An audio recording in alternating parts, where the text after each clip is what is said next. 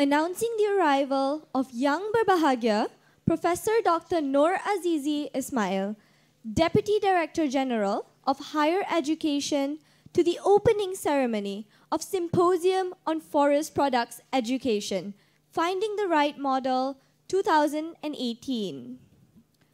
Ladies and gentlemen, please rise for the National Anthem, Negaraku and Putra Gemilang.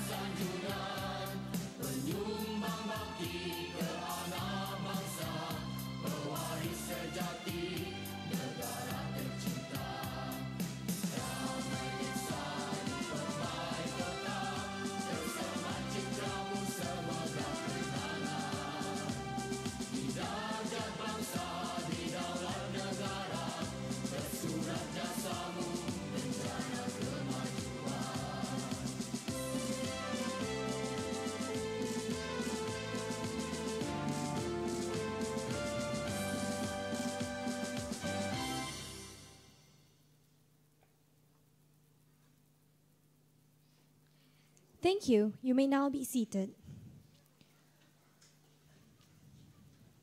Ladies and gentlemen, Salam Sejahtera and a very good morning to Young Berbahagia, Professor Dr. Noor Azizi Ismail, Deputy Director General of Higher Education.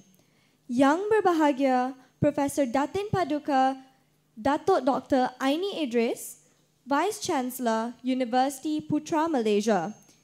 Young Berbahagia, Professor Dr. Muhammad Zakaria Hussein, Dean, Faculty of Forestry, University Putra Malaysia. Young Berbahagia, Professor Dr. Jagati Swaran Ratnasingham, Chair of the Symposium on Forest Products Education, Finding the Right Model, 2018. Yang berbahagia, Professor Dr. Frieder Scholz, keynote speaker from University of Applied Sciences, Rosenheim, Germany. All presenters, representatives from industries and agencies, distinguished guests, ladies and gentlemen.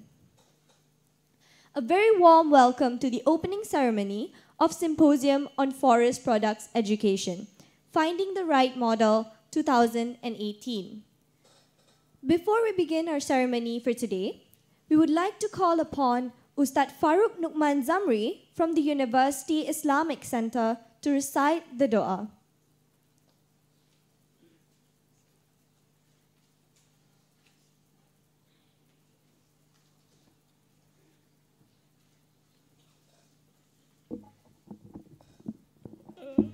الفاتحة. بسم الله الرحمن الرحيم. الحمد لله رب العالمين الرحمن الرحيم مالك يوم الدين إياك نعبد وإياك نستعين اهدنا الصراط المستقيم صراط الذين أنعمت عليهم غير المغضوب عليهم ولا الضالين. بسم الله الرحمن الرحيم. الحمد لله الذي أوضح لنا سبيل الهدى والرشاد وجعل في اتباعه السلامة من الآفات والمهلكات، والصلاة والسلام على سيدنا محمد المبعوث إلينا وعلى آله الطاهرين وأصحابه المجاهدين المخلصين ومن اهتدى بهديهم إلى يوم الدين. Ya Allah, Ya Rahim, praise be to God, the Lord of the worlds. Peace and blessings be upon our Prophet Muhammad sallallahu alaihi wasallam and his companions, and for those who followed his example till Judgment Day. Ya Allah, Ya Fa'alu lima yurid, we express our gratitude to you for allowing us to attend Symposium on Forest Products Education, Finding the Right Model 2018 on this auspicious morning. O Allah, we seek your blessings for a flawless progress of this event from the beginning till the end. Ya Latif, Ya Rahman, please bless us with your tawfiq and hidayah. Please guide Universiti Putra Malaysia to greatness, peace, glory and prosperity. Grant us with valuable knowledge that will be beneficial to mankind in order to gain your mardatillah. Ya Munzil al-Barakat, bestow peace to our beloved country Malaysia. Preserve us from any threat and disaster, neither man-made nor natural disaster. And to you, Allah, we ask for security and prosperity upon us, our leaders and our country. O Allah, please accept our deeds and please forgive us for our wrongdoing. ربنا ظلمنا أنفسنا وإن لم تغفر لنا وترحمنا لنكونن من الخاسرين. ربنا آتنا في الدنيا حسنة وفي الآخرة حسنة وقنا عذاب النار. صلى الله على سيدنا محمد وعلى آله وصحبه وسلم والحمد لله رب العالمين. Thank you very much, Ustad, for the recitation of dua. Ladies and gentlemen, to begin our symposium today, we now invite Yang Berbahagia, Professor Datin Paduka Datuk Dr. Aini Idris to deliver her welcoming address.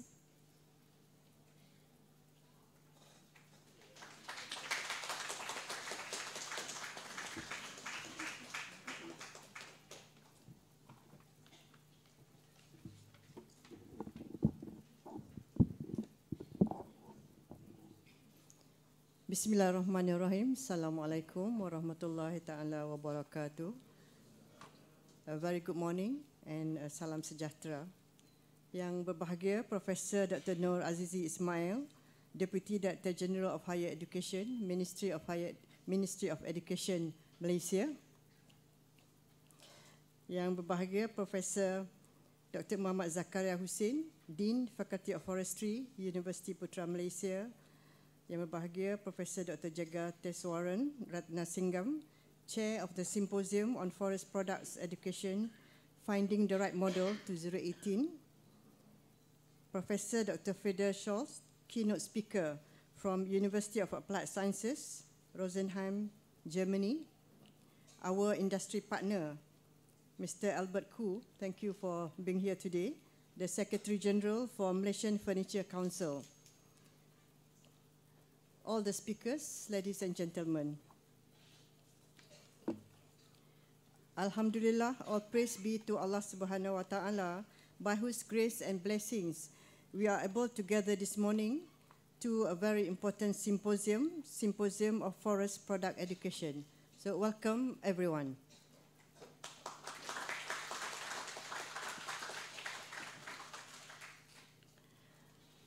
Welcome to all the fellow researchers and academicians, experts in forestry sectors, officers from industry and alumni, and of course to Professor Dr. Noor Azizi Ismail, who represents the Ministry of Education Malaysia. Various supports from different agencies portray our close and strong collaboration with them, especially with the industry and University Putra Malaysia. We had a good discussion with Mr. Albert Khoo just now, and I think there are many points what he said that the faculty should take note and discuss further. A lot of things that we can do with the industry, so we have to be industry. We must remember that industry, especially the wood industry in this case, they are our friends, so we must be close to them. And I'm very happy that you come to support this symposium. This symposium is an effort to promote and enhance the competitiveness and capabilities of wood science and technology and wood-based products education. Besides that, this symposium offers opportunities to academia, panels from management and industries to discuss issues related to forest education so that we will always be in line with the national requirements. For your information, those outside UPM, Faculty of Forestry is one of the pioneer faculties in UPM, one of the 3 pioneer faculties. When UPM started in 1971 as faculty, University Pertanian Malaysia, 3 faculties were established at that time: Faculty of Agriculture, Faculty of Forestry, and Faculty of Veterinary Medicine and Animal Science. So this faculty is the foundation, one of the foundation faculties of University Pertanian Malaysia, then University Putra now.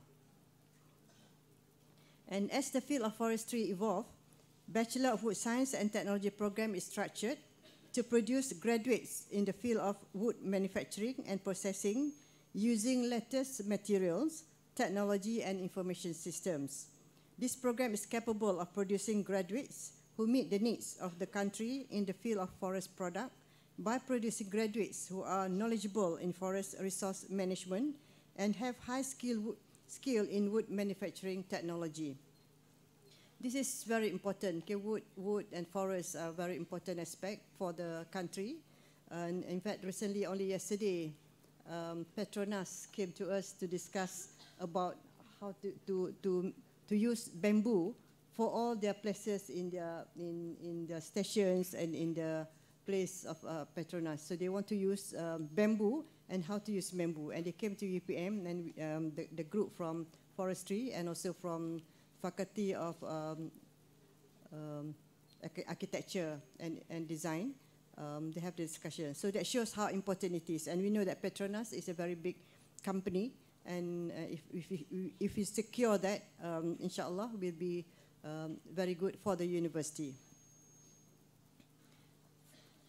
Malaysia is blessed with an abundant and renewable natural tropical forest resources, and forests not only provide critical environmental service as regulating water flow into streams and moderating climate change, but we also depend on forests to supply many essential items such as timber, non-timber forest products such as rattan, wild fruits, and also medicinal plants.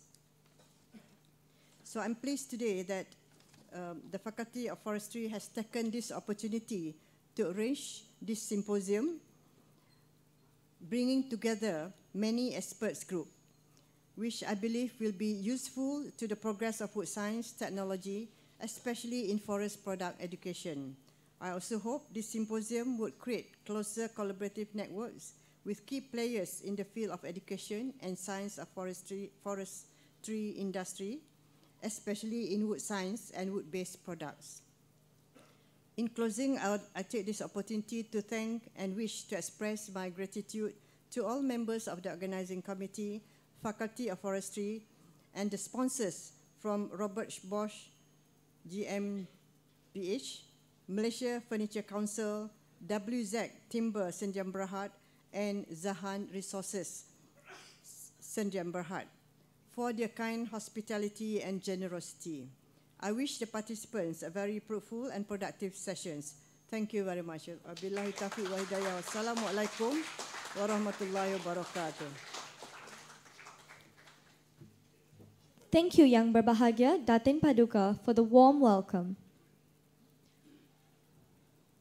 Ladies and gentlemen, it is with great pleasure that we now invite Yang Berbahagia, Professor Dr. Noor Azizi Ismail, to deliver his address and to officiate this symposium.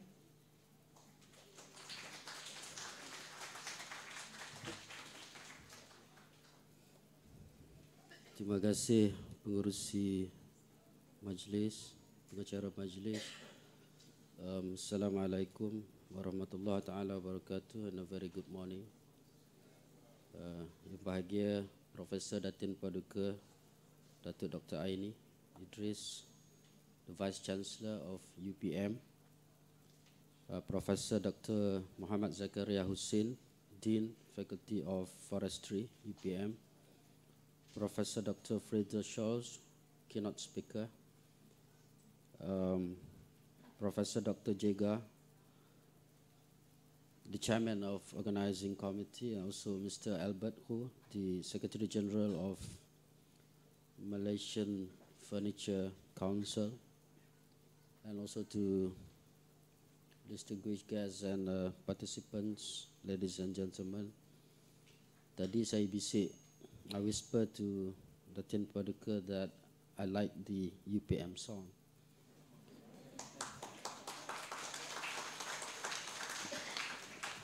And my eyes also wondering, tengok how passionate everyone when you sing the song. You know, it gives some indication of how much you love the university, UPM. So I would give 9 out of 10. Not perfect.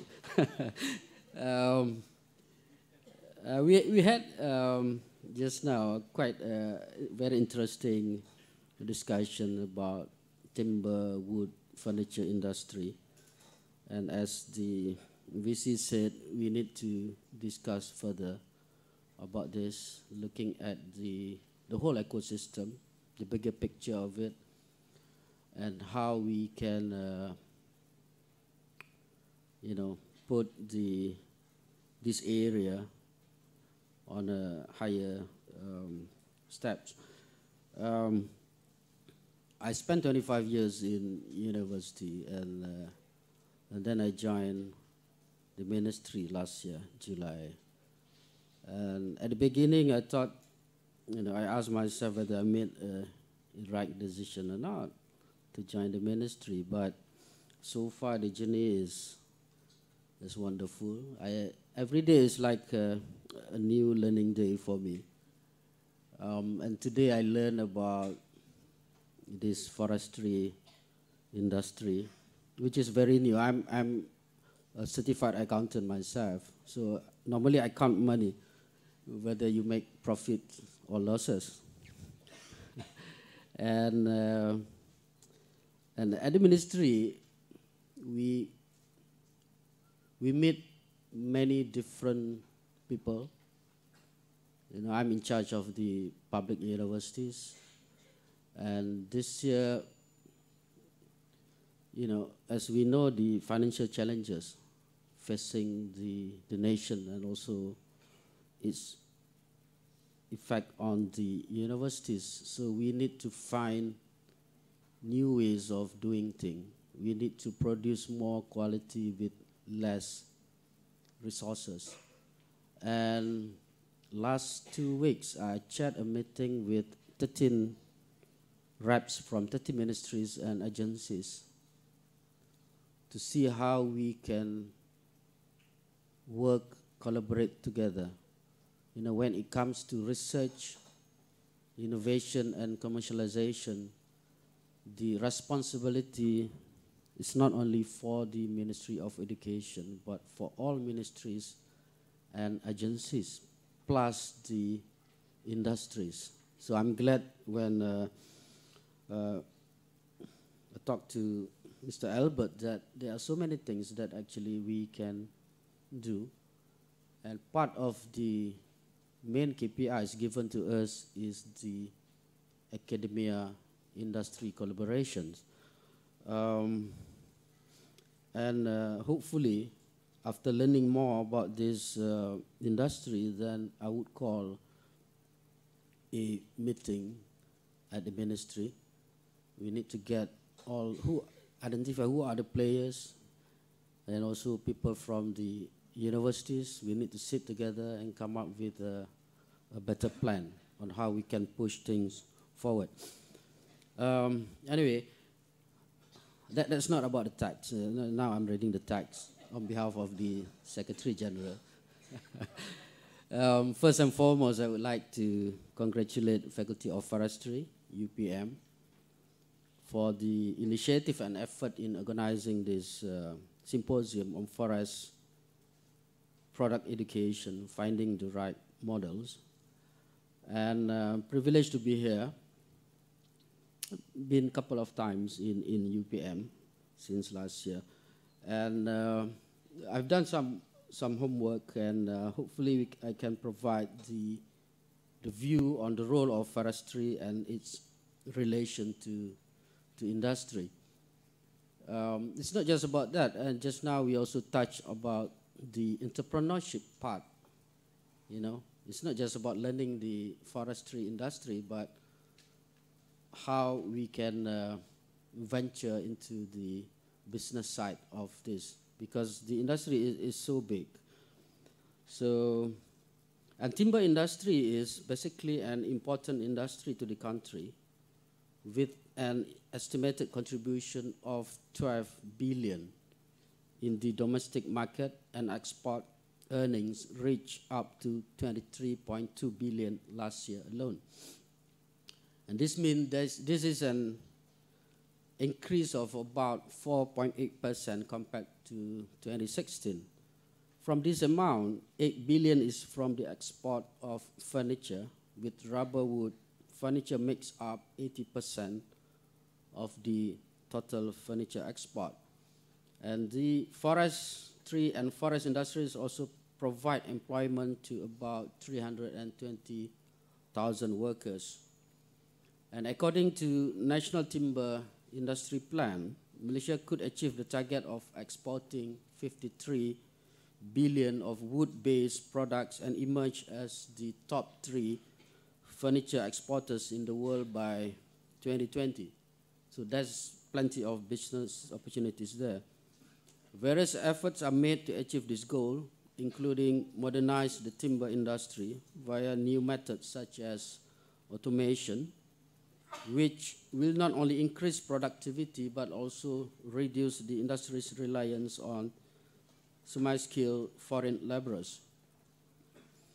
In addition, Malaysia is also the choice of foreign countries because of high-quality timber products.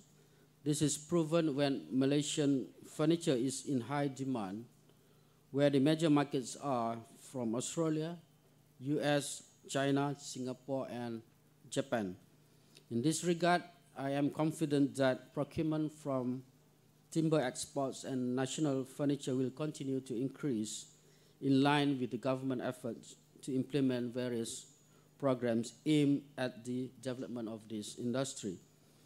And the government has allocated additional areas for forest cultivation by this year through the main industry ministry. The previous cultivation project has been implemented since 2007, and the outcome is expected to be harvested starting in 2021, 2 more years, with the expected yield of 700,000 cubic meters of wood.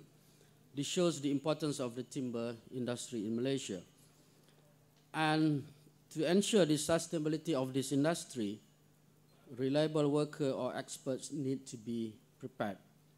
And this is where the role of wood science and technology education is needed.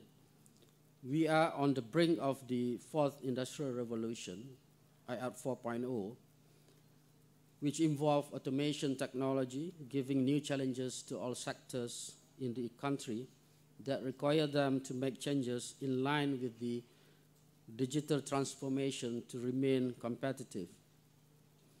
Before this, the first industrial revolution depended on the use of vapor machines. The second industrial revolution involved the electric power, while the third revolution based on computer technology. However, the fourth industrial revolution involved new technologies such as automation, robotics, and IoT. The IR 4.0 will also affect the education system. Universities must be prepared to make sure we will remain relevant and competitive in the dawning of Industry 4.0. It is important to impart appropriate education to the future workforce. However, unemployment issues should not become a big agenda, as there would be a new type of jobs created. The Ministry of Education is very concerned about producing employable graduates. It always now, with the new government, it become a main thing, I would say. And in fact, last week cabinet meeting, when the minister presented the annual report of 2 universities, the main question asked was about the GE of that 2 universities. And we have to provide answers to that in this week meeting. So I think that is the most. When universities are talking about autonomy, there's also a hot topic.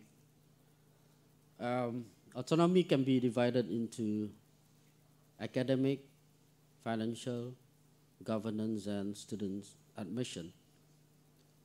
So when I asked my friend what sort of autonomy that you would like, are you ready for it? And how you want universities to be measured? Because as long as universities still receive funding from the government, then we have to be accountable, especially when it comes to GE.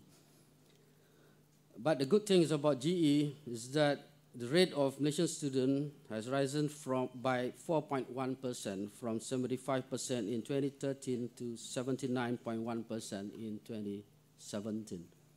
But still there's a gap of 20% who are not getting jobs within 6 months of their graduation. And this 5 years consecutive increase is a proof of government's successful effort, though much need to be done still, in producing high quality and marketable graduates. Under the Malaysian Education Blueprints 2015-2025 for higher education, GE is expected to reach 80% by 2025. In our meeting with the Secretary General last week, if we do not achieve the KPI, nobody will get more than 80% mark. So then, to ensure that we get that 80% mark, we have to push universities to work harder from the ministry point of view. Anyway, ladies and gentlemen, I was informed that the Faculty of Forestry is one of the contributors to the industry's workforce. I also understand that wood science and technology program is one of the factors to ensure the timber industry in Malaysia remains sustainable in generating the nation's economic income.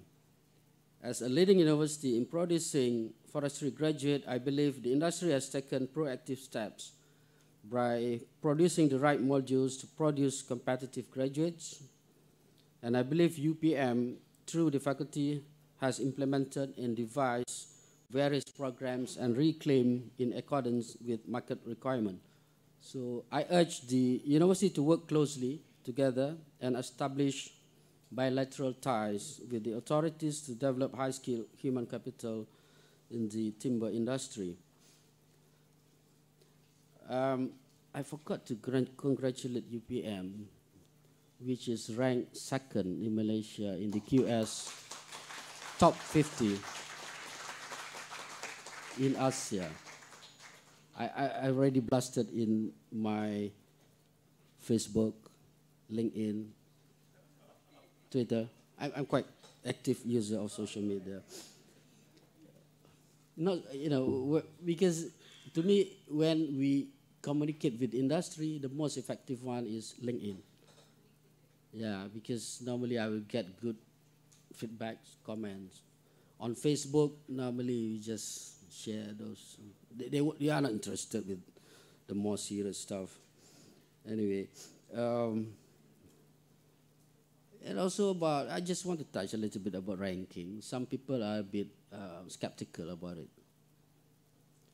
And I would like to emphasize here that ranking is not the ultimate aim. However, there are many positive spillovers from having a good ranking, which university can leverage on. To attract good partners, good students coming to Malaysia, you need to have a good ranking. And to tell you that even Oxford came to us a few months ago. The assistant vice president came to us offering to work with our universities on medical science, because medical science subject is one of the subjects that we are very good at. And US is also coming to us, and many other good universities are coming to us. So say that for branding, ranking is still matters and still important.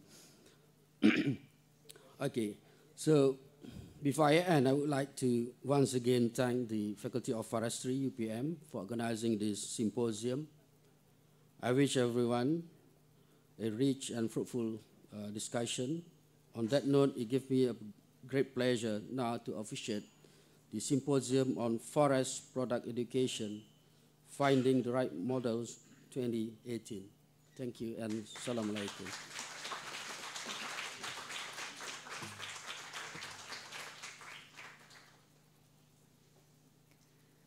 Thank you, Yang Berbahagia Professor, for officiating the symposium. Now, we would like to invite Yang Berbahagia Professor Datin Paduka Datuk Dr. Aini Idris to present a token of appreciation to Yang Berbahagia Professor Dr. Nur Azizi Ismail.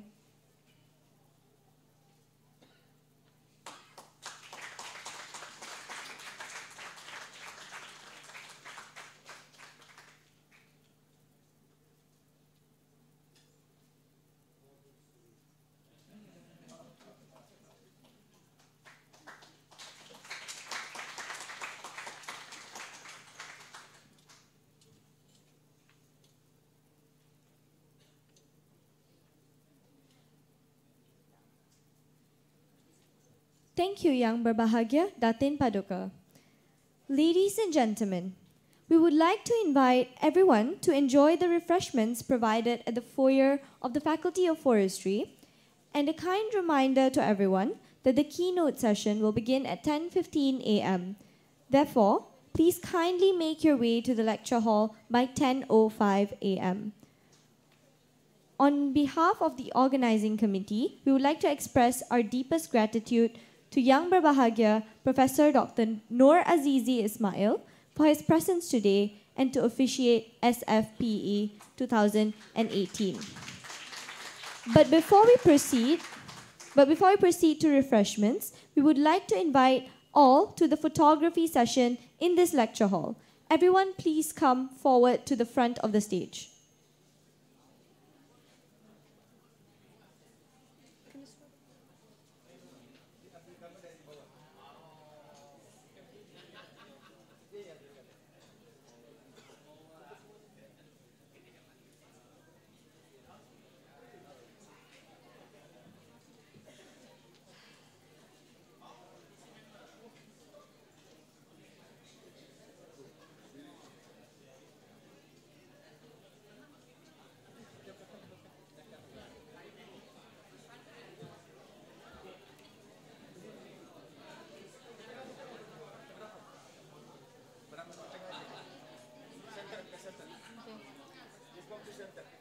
Ladies and gentlemen at the back, please proceed forward for the photography session.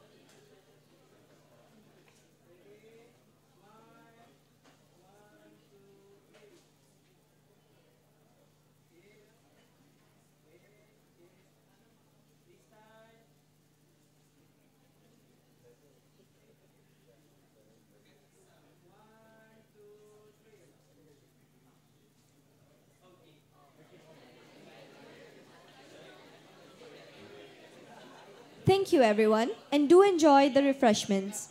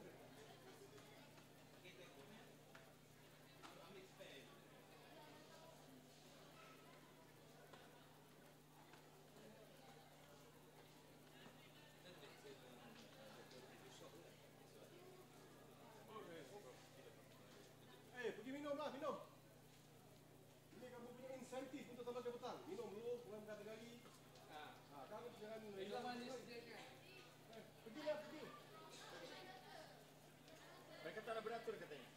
Okey.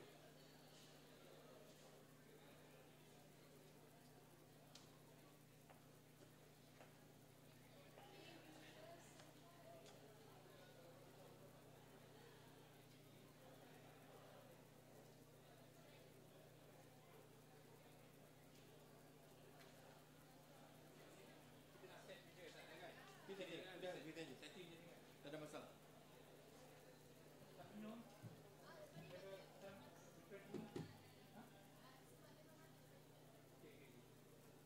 Kita keluarkan yang itu ya.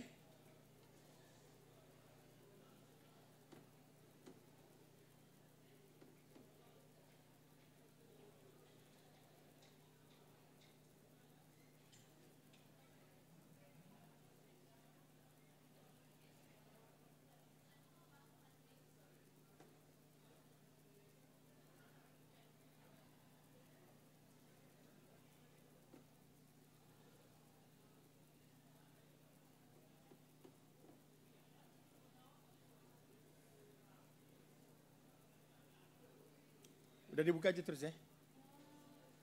Dokter. Ini langsung buka aja ya. Yang lain kita minta mintalah bagian. Kenapa tak minta? Saya minta sekretariat tolong dibuka. Nah, bagaimana? Kenapa tak bubuh? Sekretariat tak bubuh. Saya dah minta semua nama tak dengar. Albert Q. Ini.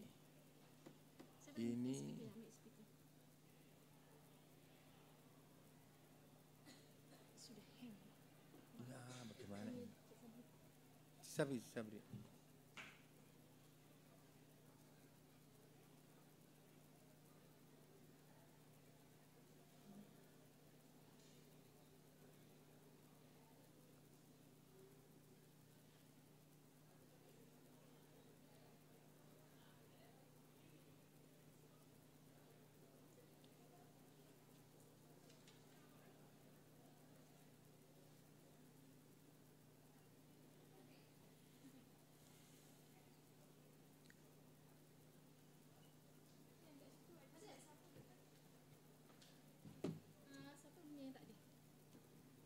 Email boleh kan? So dari email je lah yang ada kat situ. Ini speaker baru Farah. Lagi. Farah, ini siapa nih?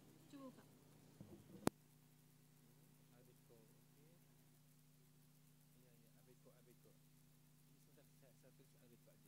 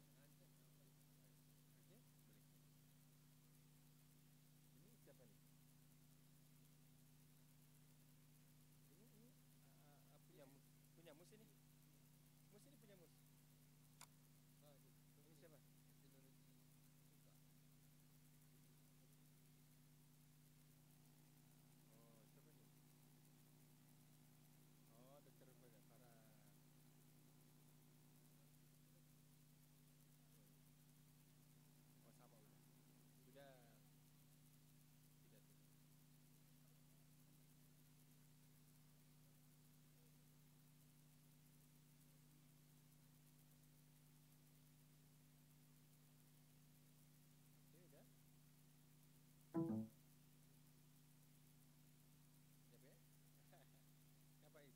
Jadi ini yang ini buang aja yang slide. Yang mana?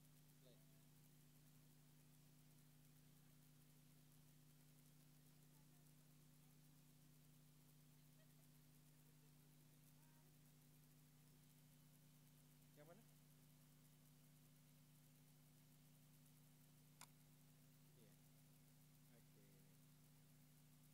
Okey.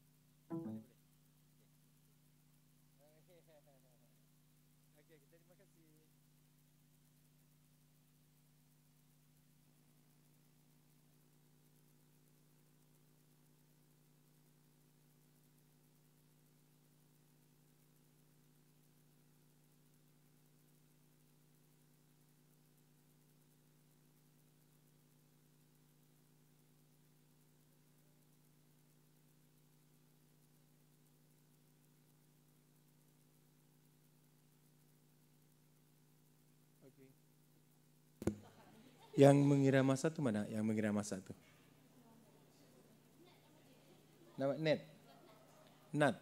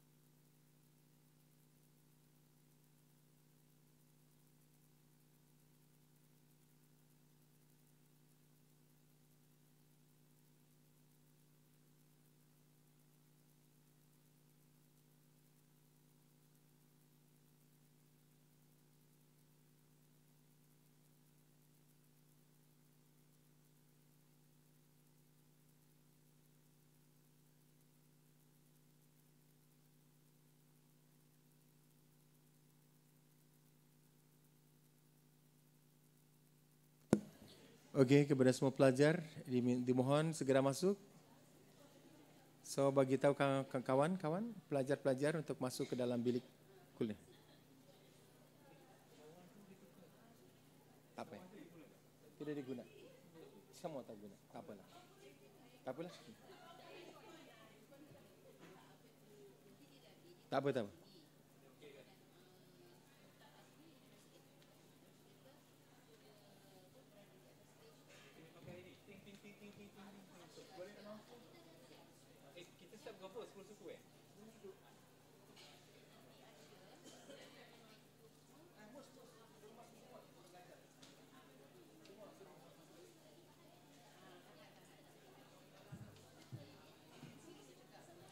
Okey, semua pelajar silakan duduk semula.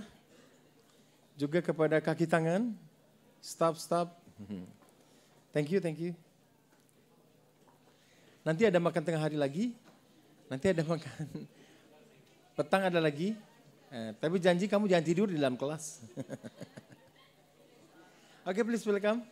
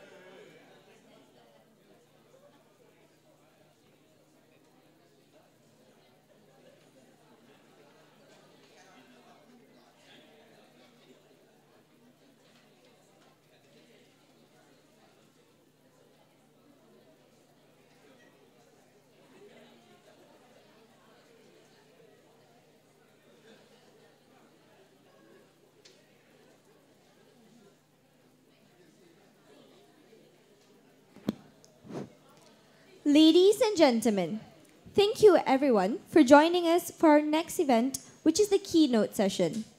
We are very honored to have with us keynote speakers, Professor Frieder Scholz, who will be sharing valuable and exciting new trends, opportunities, and challenges in the forest product education. Before we begin the session, allow me to share with all of you a brief biodata of our esteemed speaker. Professor Dr. Frieder Scholz has a PhD in mechanical engineering from the Technical University of Munich, Germany. He has been a professor of mechanical wood processing at the University of Applied Sciences in Rosenheim, Germany for 41 years. He has published more than 100 papers and articles and is also an active member of the European Union Scientific Research Group. His area of research interests are mechanical wood processing and education 4.0. With that, we would like to invite Professor Frieder Scholz to begin our keynote session.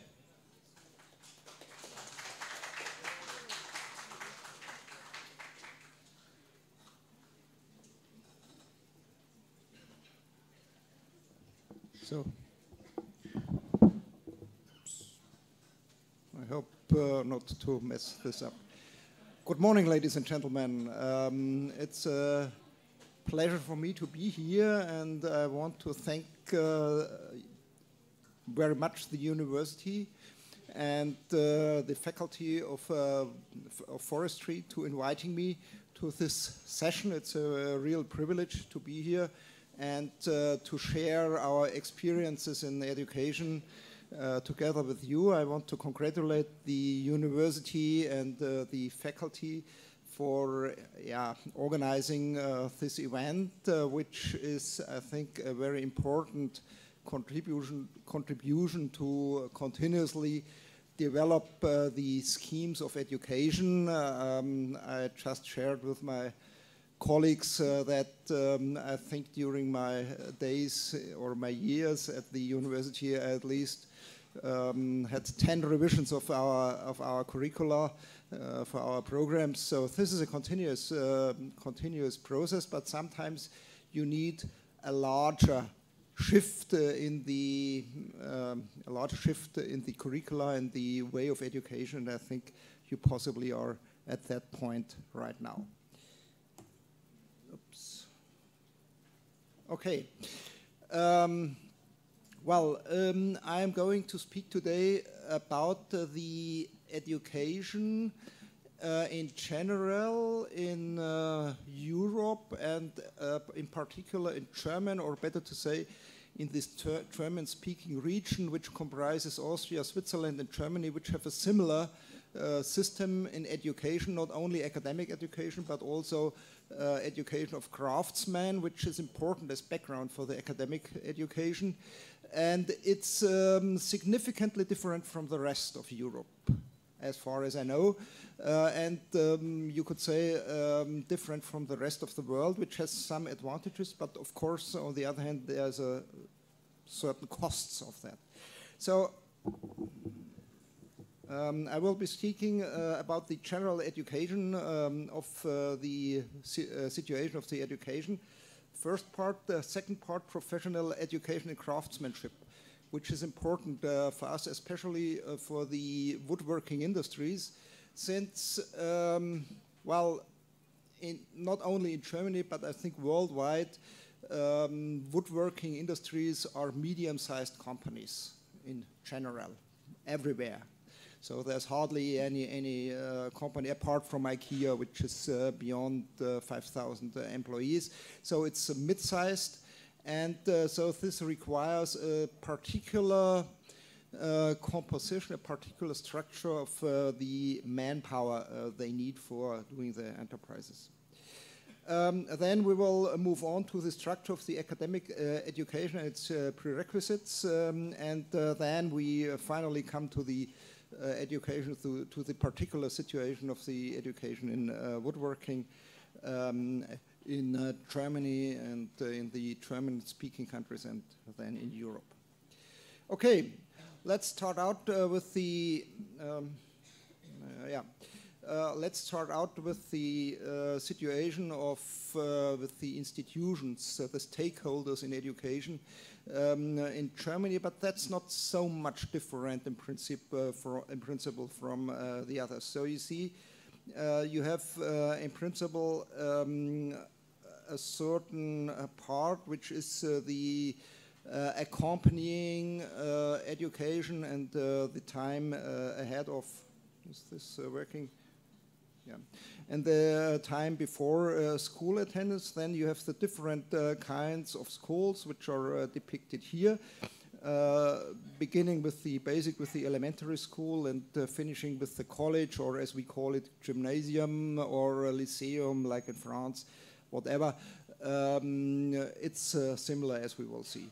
Then, of course, we move on to the academic education, which is universities of applied sciences, and so on.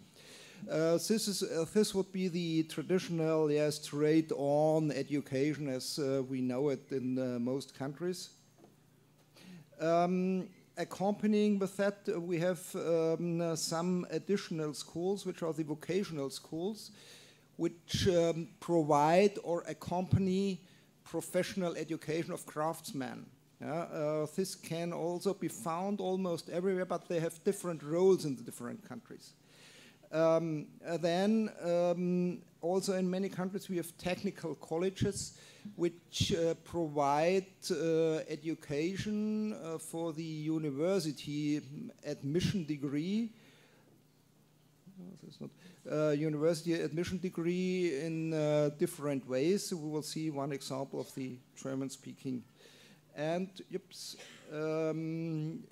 of course, there is a number of other stakeholders, which are which is the business, the companies, the traders, the companies here, then the trade association and the guilds and so on, and last not least the public services, which are also contributing and a part, and they are also picking up our students. Well, in Germany, the situation is not very simple. So this is the map of Germany. And in Germany, the responsibility for education lays with the states. We have 16 of them. And every state is having a bit different system. Also including the duration of the education. So sometimes it takes 12 years until college degree, sometimes it takes 13 years, and there's a constant education, which one's constant discussion, which one's the better model. So this makes, of course, the situation not more simple. Well, the school system in Germany, we will see it, it's not, in principle, not that much different from others. So we are starting with elementary school, and then on top of that there is a bundle of different schools. The gymnasium, which you see, goes through until college degree, so it incorporates the secondary education and the college. But we could draw a line here. So internally in the gymnasium, there's also the split between secondary education and the tertiary education here. Then there's a kind of school which we call Realschule, which go up to a secondary degree, and the basic school. And this is a model which incorporates all three of them. On top of this, you see the vocational schools, which are responsible for professional education, either as providing them or as accompanying the professional education. Oops, no, this was not my intention. Well, just to compare, this is the system in the UK, which you probably know better than I do. In principle, it's not that much different. Yeah, so you know the primary sector, which goes until year 6, which is our kindergarten and so on. Then we have secondary, the secondary schools, which lead also to your O levels, as you say it, which would be comparable with our secondary degrees, and then finally the A levels, which is the college degrees with the permission to attend university programs. Well, before we start with university education, we take a look to the professional education in craftsmanship. So this is the situation which you find in most countries. So the education of apprentices, if you have any at all, in many countries, so there is no formal education of apprentices. It's just more or less a training, an industry training on the job. But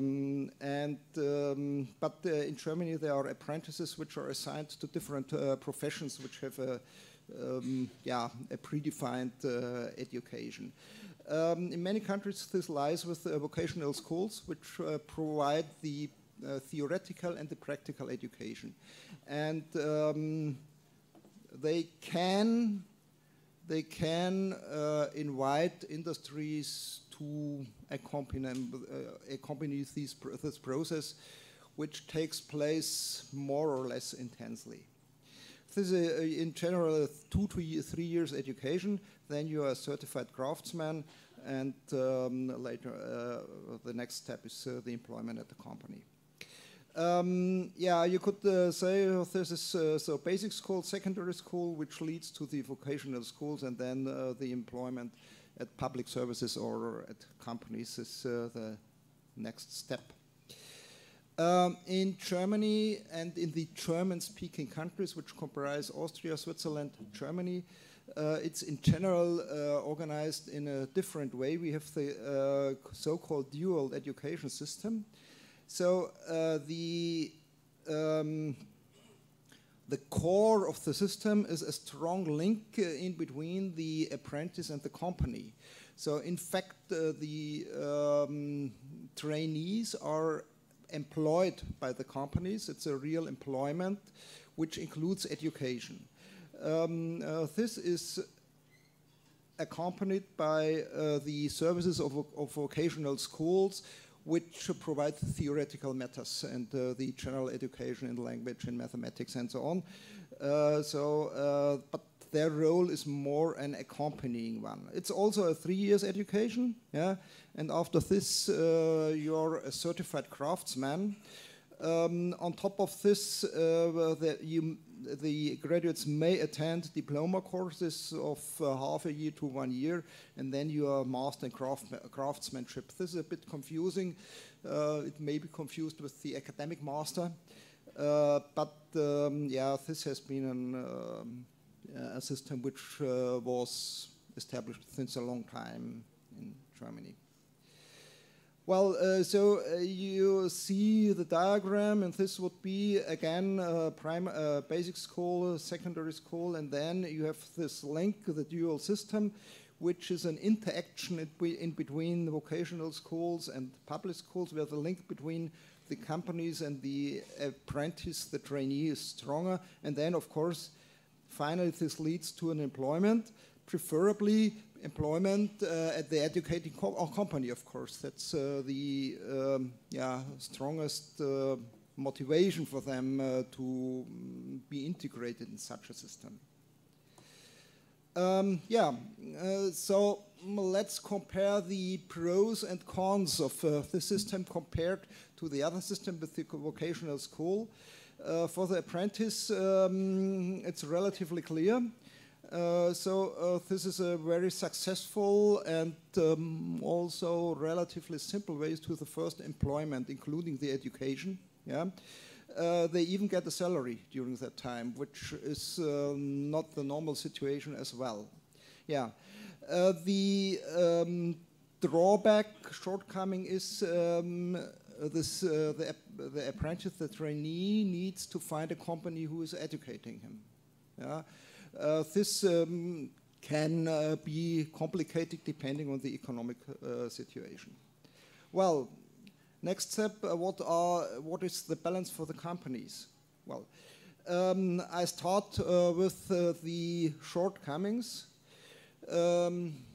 The industries invest roughly 50,000 euros per capita for the training for the 3 years, which is quite a bit of money. So the whole industry is investing 27 billion euros in training of apprentices in Germany. That's quite a bit of money. Yeah. Moreover, in general, the companies need a special infrastructure. So there are training rooms for the apprentices, which, of course, a part of the training can be done in the production.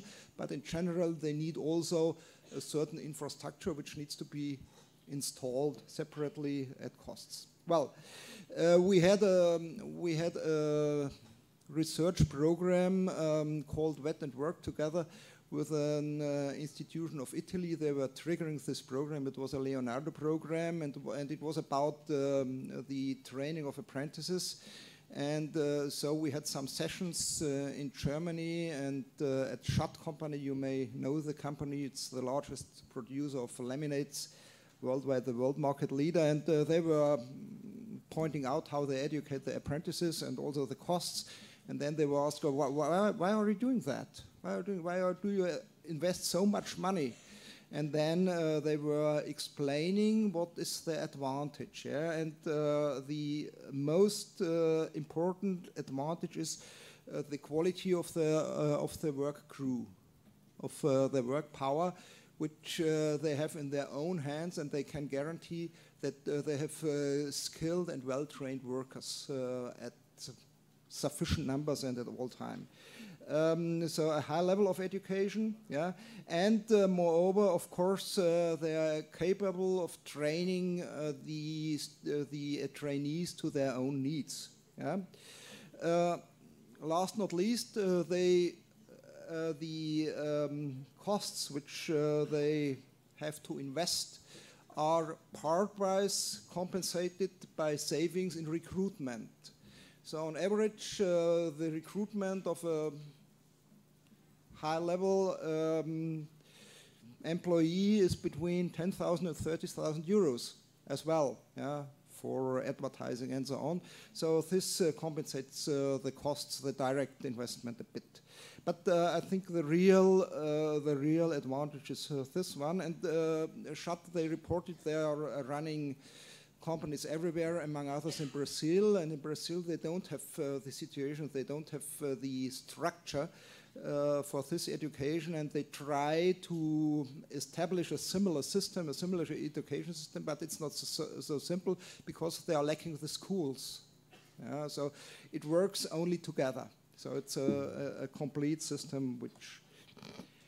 Okay, well, also in Germany, not everybody is seeing the advantage. So you see, this is the diagram of apprentices, how many apprentices are educated by whom, and you see the largest share of apprentices are educated by the mid-sized companies.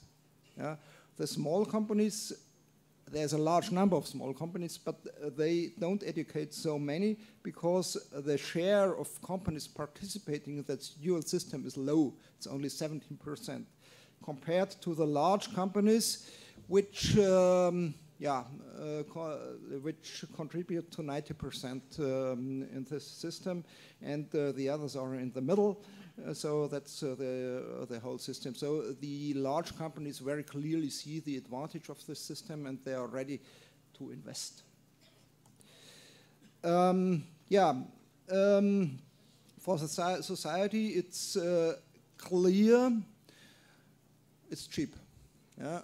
So compared to the 27 billions which the industry invests in this situation, the investment for the public is only 3 billions. Yeah. So it's relatively cheap for them, and I will show it later. They achieve a very low youth unemployment rate. The drawback, I pointed this out earlier already, is that the number of positions offered by the industry depend directly on the economic success. So in times of low economy, there may be a shortage in, this is the unemployment rate of the European countries, of the EU countries, and you see these are the three offering the dual system. They are at the very end of youth unemployment rate. So from a social point of view, this model, which is of course not the only factor for a low youth unemployment rate, but it's certainly a very important contribution. Yeah, these are figures of Austria. Yeah, and there's pointed out how many or what share of the self-employed people, of the entrepreneurs, have which education. And you see elementary school is only very low, that's clear. But the educated craftsmen have a larger share than the university graduates, which is remarkable. Yeah? And then for the rest, of course, it goes up according to the level of education, but this is more or less sticking out, so you see the importance of that education. Okay, so we move on to the academic education. Yeah?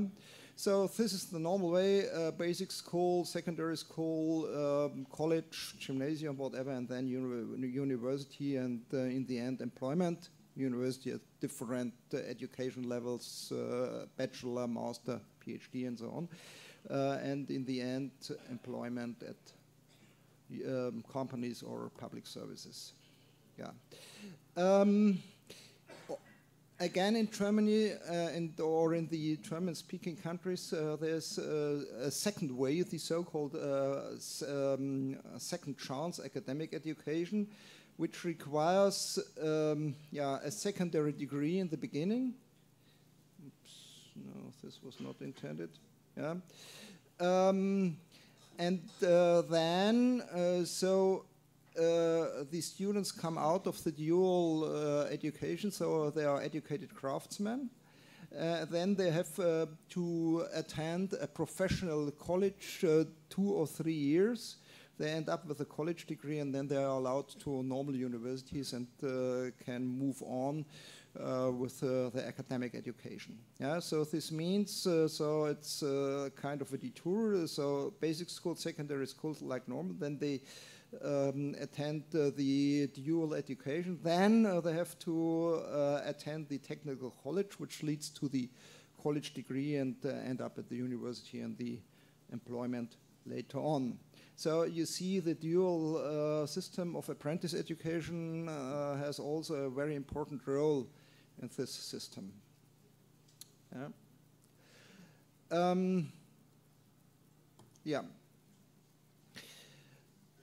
We come to the education of woodworking people, of woodworking employees in Germany. The situation is this: we have a very strong economy. As you know, we are very strong in exports, also world champion in exports. But the wood sector has a particular development. So since a long time, we have a decreasing number of enterprises in wood sector. Yeah, roughly 10% decrease between 2000 and 2017. So the number of enterprises is dropping, the number of employees not. So this is more or less maintained constantly, but what decreases is the number of apprentices. Yeah. So this has a variety of reasons. The dual system, of course, is offered for all professions, not only for woodworkers. And there are other professions which seem to be more attractive to students. So it came down from 37,000 to less than 17,000 within the last 20 years. So this is a significant drop, which also has some influence on our. Well, these are the subjects which are trained during a normal apprentice education of a joiner. And you see, of course, there are some general skills in economy, in logistics, and so on. But the the focus is still on technical issues like production of parts, operation, maintenance, wood processing techniques, and so on. So this comprises at least 70–80% of the whole education provided for these apprentices. Yeah.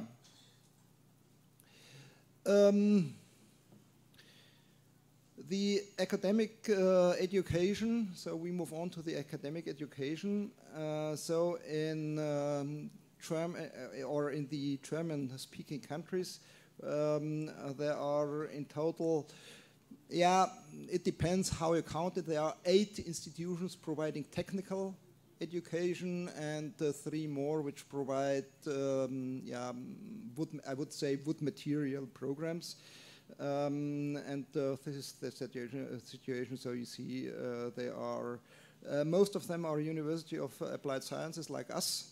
There are some universities like this one in Dresden and in Hamburg and in Vienna, which provide. And then in addition, there are a couple of research institutes, which are quite often also very intensely linked to forestry. I have here the numbers, the recent numbers of our programs in Rosenheim, which of course I know best. So we are offering 3 undergraduate programs. Wood technology, I will be talking about the contents a little later. Wood technology, then wood house construction or timber engineering, and interior engineering. These are basic courses, and on top the master in wood processing, and here you see the numbers. So we had an intake of 282 in October this year, so recently. The total number of students in the faculty in the education is a bit more than 1,000. So this has been constant, more or less constant, though between 1,000 and 1,100 students. Yeah, more or less all the time I was there. So. Okay, this accounts for roughly 40% of the students which get an academic education in the woodworking field in the German-speaking countries. Unfortunately, I don't have exact number of the situation in Europe, especially in Scandinavia. There are some institutes, but they are all much smaller than Rosenheim. Yeah, in Europe there are roughly 136 faculties of forestry, universities and faculties of forestry throughout whole Europe. You see, yeah, the largest countries have more, and these, of course, they predominantly offer forestry programs. This is clear. We are more interested in the technical part, in a production part. We'll see this later. And the European organization of the woodworking institutions is Innova Wood. These are the Innova Wood members.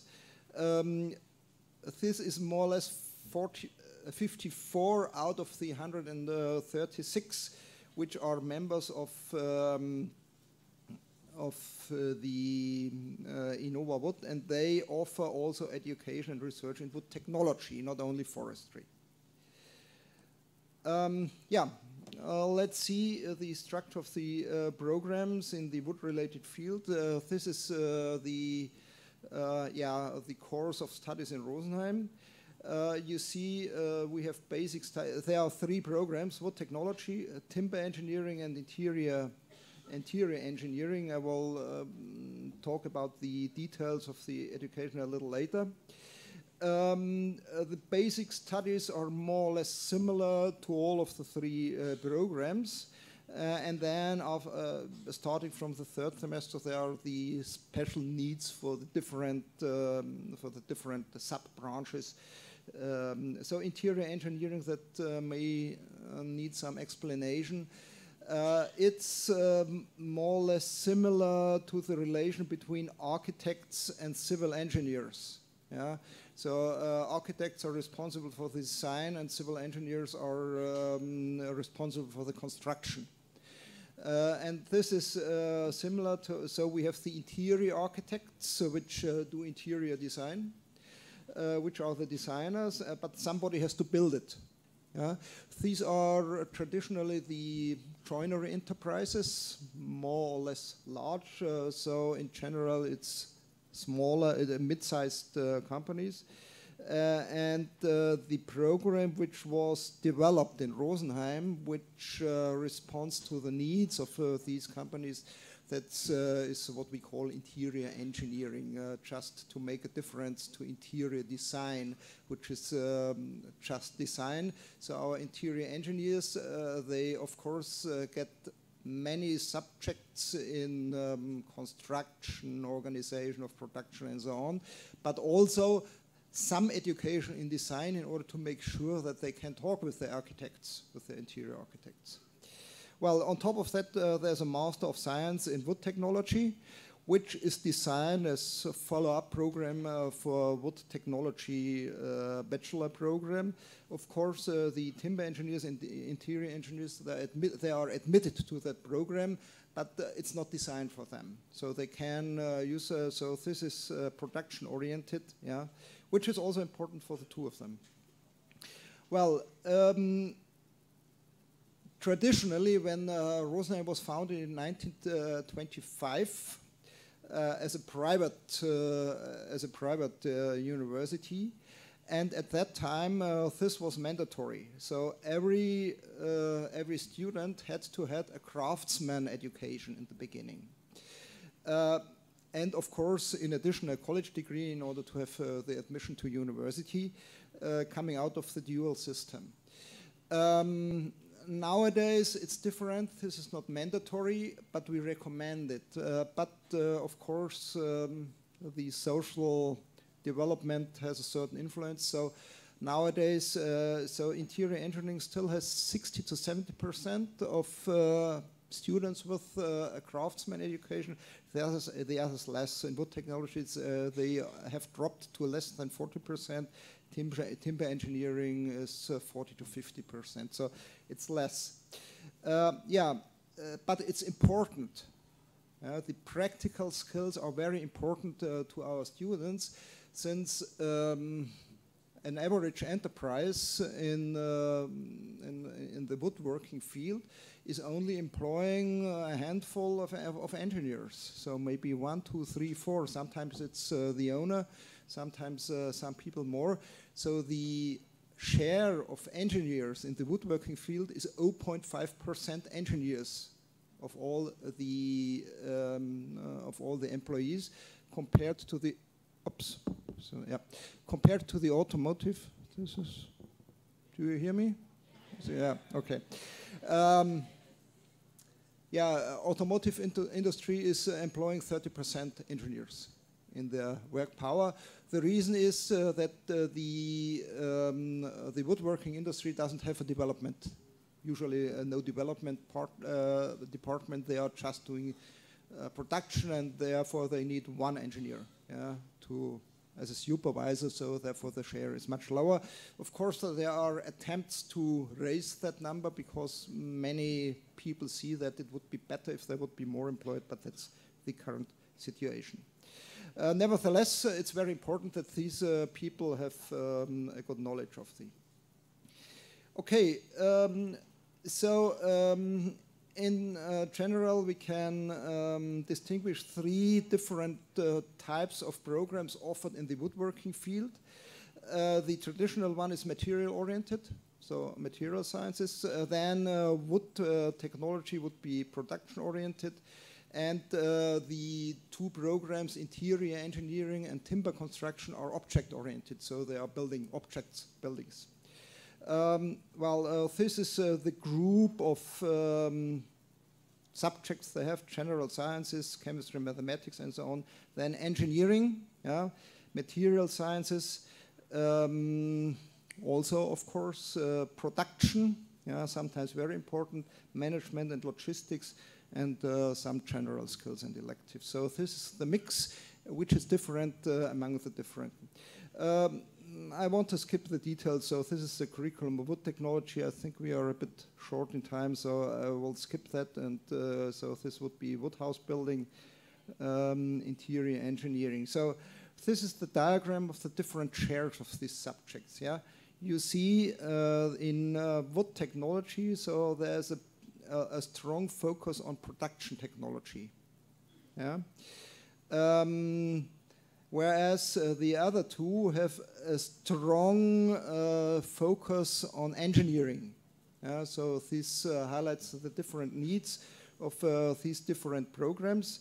What I forgot to mention before, so the practical skills are not only trained ahead of the program, but we have an internship in industry, and in general, the thesis, the final thesis, and some projects are also always done in cooperation with industry throughout this education. Just to sum up the curriculum in wood economy from Hamburg. Yeah? So you see this is the curriculum, and if we compare it, then you see that compared to the others, the first thing which you see, there are no engineering subjects. Yeah? There's a certain part of production techniques. There are the basics, of course. They are more or less the same. There's a strong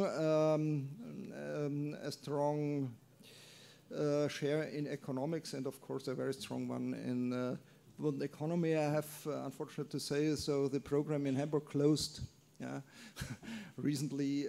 But this is something which you see. Well, last not least, the master's program. Yeah. In wood technology is also production oriented. I want to highlight this advanced wood processing. This is a 10 credit course, which is to 60% provided by the industry. So we were lucky enough to convince our world market leaders, Homag and Leitz and Vollmer, to offer week courses for this training, and this is rounded off by a training at the universities. We are doing the master's program in cooperation with Biel. Okay, so that's the situation. I hope these aspects will contribute to the discussion which we will have about the further development of your programs here. And I want to thank you for your attendance. Thank you.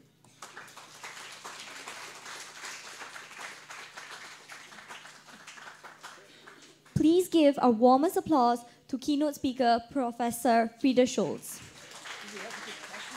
Yeah.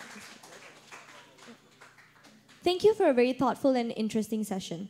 Now, we would like to invite Yang Berbahagia, Professor Datin Paduka, Dato Dr. Aini Idris, on stage to present a token of appreciation to our honorable speaker.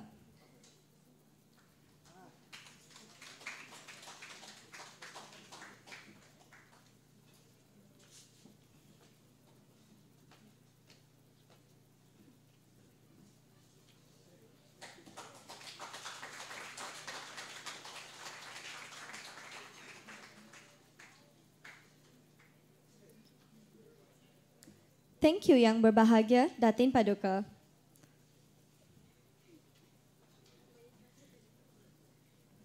Ladies and gentlemen, without further ado, we would like to continue our symposium with session 1.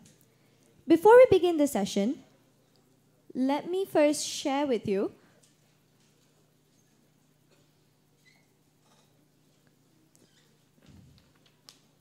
Thank you, Yang Berbahagia, Professor Dr. Nur Azizi Ismail, and Yang Berbahagia, Professor Datin Paduka, Dato Dr. Aini Idris, for joining us this morning.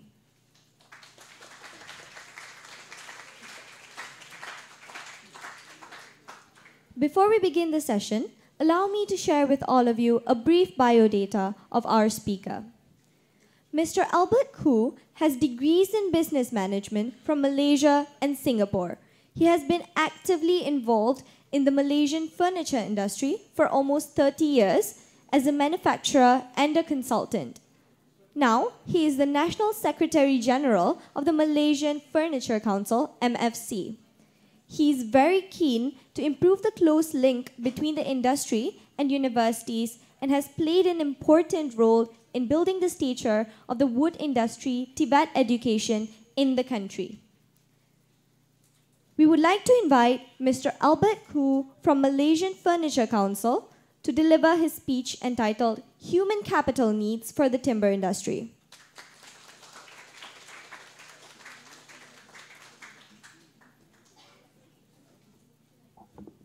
Good morning. All the big guys not around so we can play a bit. Good morning. I'm from the furniture industry. Over 30 years, but with them for almost 20 years, right? Currently we are facing a situation whereby we are really short of people. Do you know that? Our industry is really short of people, and here you are, you're worried not being employed. There's something wrong there. We need to do something. All right, let us start. You see, this is a picture of a job fair. Most of you, I think some of you could be inside there also. Isn't it? Yeah. I want to offer, let's see if we can do something about this. Okay? There's something down here. Here's somebody who wants to marry. Here's somebody who wants to get married. And yet, something's not doing in between. Okay? Now, this is the figure currently happening here in Malaysia. You see, in Malaysia, we have unemployment youth is 10.7%. Now, our national average of unemployment is only 3.3 or 3.4. Now, basically 3.3, 3.4 means is full employment, because this figure are those who will never work for anything. You give them all the benefits, just don't want to work. Okay? These are non-employable people. So actually 3.3 is actually full employment. But the youth is 3 times. That means there are many of you who wants to be employed. Okay? They say, look at this. This is 3.5. National average only 3.5. Youth is 10.7. See? And this age is 15 to 24. And I think all of you are inside the age, isn't it? Anybody above 25 here? Not the older ones. Those are employed already, I think. Okay? Now let's move to the next one. Okay? This is the age group that we are all worried about. You see? Age group, you're talking about 2024 is about 180. This is employment, 61% from 15 to 29. This is the thing happening down here. And you see down here, this is the age. I have to check this one, a bit blur down here, all right? But basically, both of us, the companies, the economy, the country, and you, both of you are in trouble. Both of us are in trouble. Let's see what we can do. All right? This is a profile. All right, this is the one. Okay. Now the figures I'm going to show down here, these are the charts that actually the more educated you are, the harder you are to be employed. That is according to the stats down here. All right? See? But you see the thing down here is our region, developing countries are different, you know. You see the things down here is the non-educated people, over the other side, the tertiary, that means the vocational educated students are more employable than university graduates. This is the figures being shown. This is the data. Now, what are we going to do? Now, basically, I will talk about the current system, moving on to change and industrial intervention, and what are we going to do with the market. So basically, we have we call a fallacy, a fairy tale, you know. A lot of us are living in a fairy tale, including us. Now, we seem to think that we just put our raw talents, push them into a school, okay, put in a school, like factory like that, produce in school, all the schools, universities included, and voila, we got rocket scientists coming out. Hey? This is the fallacy. This is the cerita dongeng we are under surviving. And then we have all our professionals, our engineers. It just happens like that. You say, oh, as long as you go through this system of education, you come out, you'll be a rocket scientist. But it doesn't work, isn't it? It still doesn't work. You see, the thing is right now, look, this is what's going to happen. here says that companies are not employing your graduates. Why? Somehow or other we have a round hole and your square pegs, it just doesn't fit. See? And we companies are also to be blamed. We, like on this side, you see, here's, okay, this side is all your blame you all. This side all blame you. But look, the company side down here, we don't have a structure. We don't train you all. And we've never worked with you all. So sometimes Chinese side, you say a lot of us in the industry are called BTC. They are all BTC. How many Hokkiens are here? Botak che. Non-educated.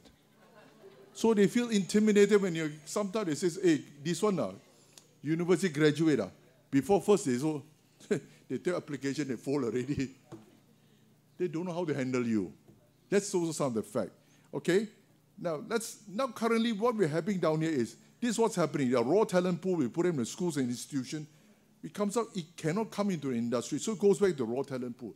And I work with some of the UPM students who came to my factory for internship. I did a survey. I don't know whether it's encouraging to tell you, but some of the seniors have moved on to become handphone salespeople. They pay well. I tell you, handphone pays well. You can easily find a job in selling handphone and pays you 2,000 to 3,000 with the commission. But it is not a trade or a skill. You can make money. And I'm surprised to see that sometimes I go, and this transcends race. All right? I want to approach this as hard as I can. It transcends race. Some says, excuse me, only the Malays. Excuse me, it does not. I challenge you to go to the Pasar Malam, the biggest one in Jalan Taman Konok. Have you been there? I was just surprised at how many young boys and girls, men and women, actually buka kedai now. What are they doing selling burgers and all this funny stuff, you see? Where is their skill? It goes beyond racial lines. Now, this is happening because we do not have a place to retain this talent. Very soon, we're going to have a whole nation, if we left unchecked, a whole nation of handphone salesmen and pasar malam people. I mean, it's scary, but it could happen. Okay? Now, here you see the industry, we are not helping. Let's move on and say, now we should do this. Raw talent, okay? We should go changing into schools and institutions and go into the industry and market. Now, this is still talking training. And what is available down here, sustainable talent, okay, comes out to better change, to go back and teach and mentor schools and institutions. I hope that I will be the beginning of many to come into this. All right? As from the industry, we want to share with you. Now, I'm getting old. In case you didn't notice, I'm getting old. Yeah, you say, yeah, this man here talk, is still so young. I'm getting old. I want to retire. And a lot of this, you sometimes talk to a lecturer, there are many wise sayings to tell you. One of the main things you can leave behind is a footprint. We want to leave behind a legacy for you all to follow, that you can perpetuate these things that can enrich our societies. And you see these things happening is, we want to go for a better change. Now, when this thing happens, you see these things, when the schools go into industry, train, come out and go back and teach the schools and institutions, what do we have down here? You see, I've circled this area. This is basically that's right. It's a sustainable and growing industry and market. This is a very important word we're using today, sustainable. Especially on top of furniture, we cut the trees. It'll disappear. We are really encouraging to replant. We want to plant more trees. Look, some people tell me, hey, Albert, don't worry lah. Every year we got stories of people going to the forest and get lost, never come out again. It's so big, it's so huge. Why you want to plant some more? You want more people to die in the forest? But the fact of the matter is, we are cutting more trees than we plant. Yeah, one day, don't be surprised that we can become like the Sahara Desert. Yeah, you're laughing, or maybe like Dubai, all buildings, no trees. Okay? We are looking at this word is what they're talking about, sustainable. Sustainable. Okay? And growing. I'm encouraged to know that in China, they are fighting to reclaim back the desert land. They're replanting, they're making a stop for the advancement of the desert, they say is growing. So either you stop and take back, or you grow on you. And it's something like our market, we don't do anything to it. The problem you have and the problem we have as an industry is going to get bigger. All right? This is what we hope to do. Okay, we are looking at going to the market. All of you is no good unless you go into the market. Everybody in the industry, even in this university down here, you are no good if you do not contribute to the market. You do your research and all that, you must contribute to the market. What are you learning for? There's a word everybody don't like, shock sendiri ka. Is it? You must contribute. Look, your brains down here, your mom and dad and everybody paid so much money to train you, paid so much money, and your lecturers sacrificed so much to train you all, just with shock sendiri. Ayo. Market. Okay? Ultimate aim is to take you and put you back into the market. Don't agree? Agree? Still no? Okay, let's talk some more. Okay? Here, our industry, want to intervene. Okay? Sometimes your lecturers get so frustrated with you, they also forget. They actually have to train you to put you back into the market. Ultimate aim is to produce supervisors and managers. We are not training you to be, our industry we say, we do not train you to become another Bangladeshi. We have them for that. But we're also trying to move away from that. Okay?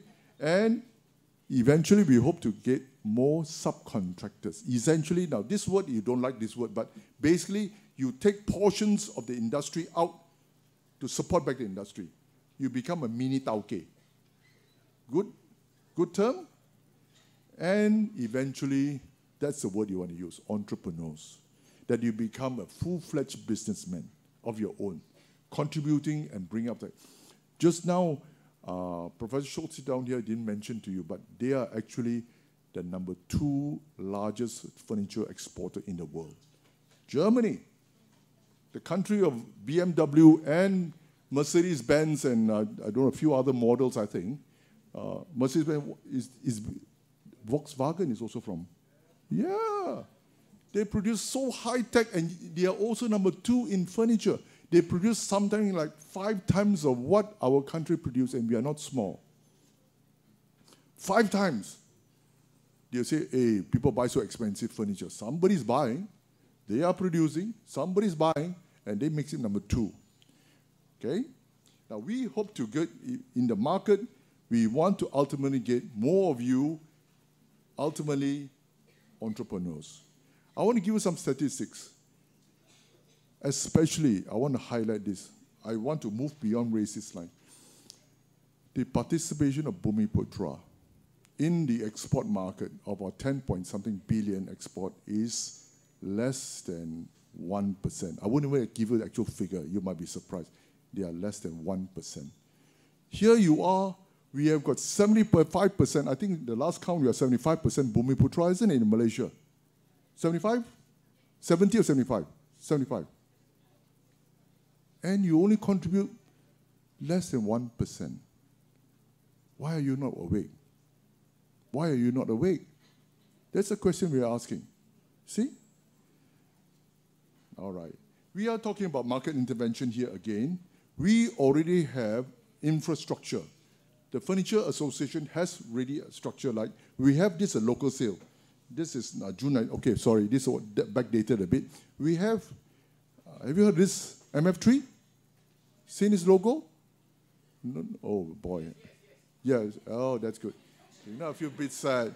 Because I'm also the section of the KL Selangor, they call it KL Selangor Furniture Association. I'm also, we organize this. This is a trade fair in KLCC. Go and look for the orange elephant.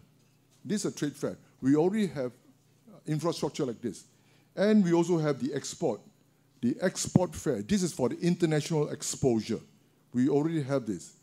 We can work with you and all these things to bring you, ultimately to put you into an international, put you for international exposure, if you are able, if you are capable. Okay?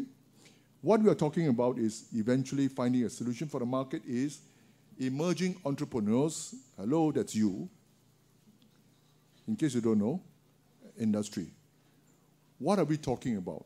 Now, currently you are talking about internship or what? What's the length of internship? 4 months? 4 months? 4 months? 6 ah? Okay, let's talk about 6 months. I'll give it again. Do you know it takes approximately 1 month for you to be orientated? You go down there, oh my God, this factory no aircon one. Huh? You may have to carry this piece of wood here and there. Then you struggle, say, okay lah, no choice lah. Okay, let's do something and learn lah. That takes 1 month. Then reluctantly, maybe another half month to get you into steam. Then on the 4th month, you say, oh, I'm going to finish this industrial training already. What am I going to do? Huh? Half the time you'll be dreaming. Isn't it? Let's be honest. Let's be honest. Hey, when I'm going to go tonight, go and see which cinema show already. I'm not getting it right. Effectively, I will tell you about 30% of the time of an internship is non-productive.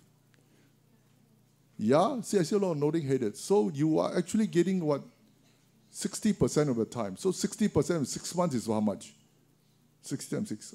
Less than 4 months. If the 4 months plus, even worse. You probably had 2 months. Actually, I'm not talking productivity. Excuse me, the factories don't need you to be as cheap labor, you know. They don't need. Every time you're down there, they always complain, say, yeah, these people you sent to me, kacau only. It doesn't work. This time, that's why I always have an analogy. It says that, how many of you like telur asin?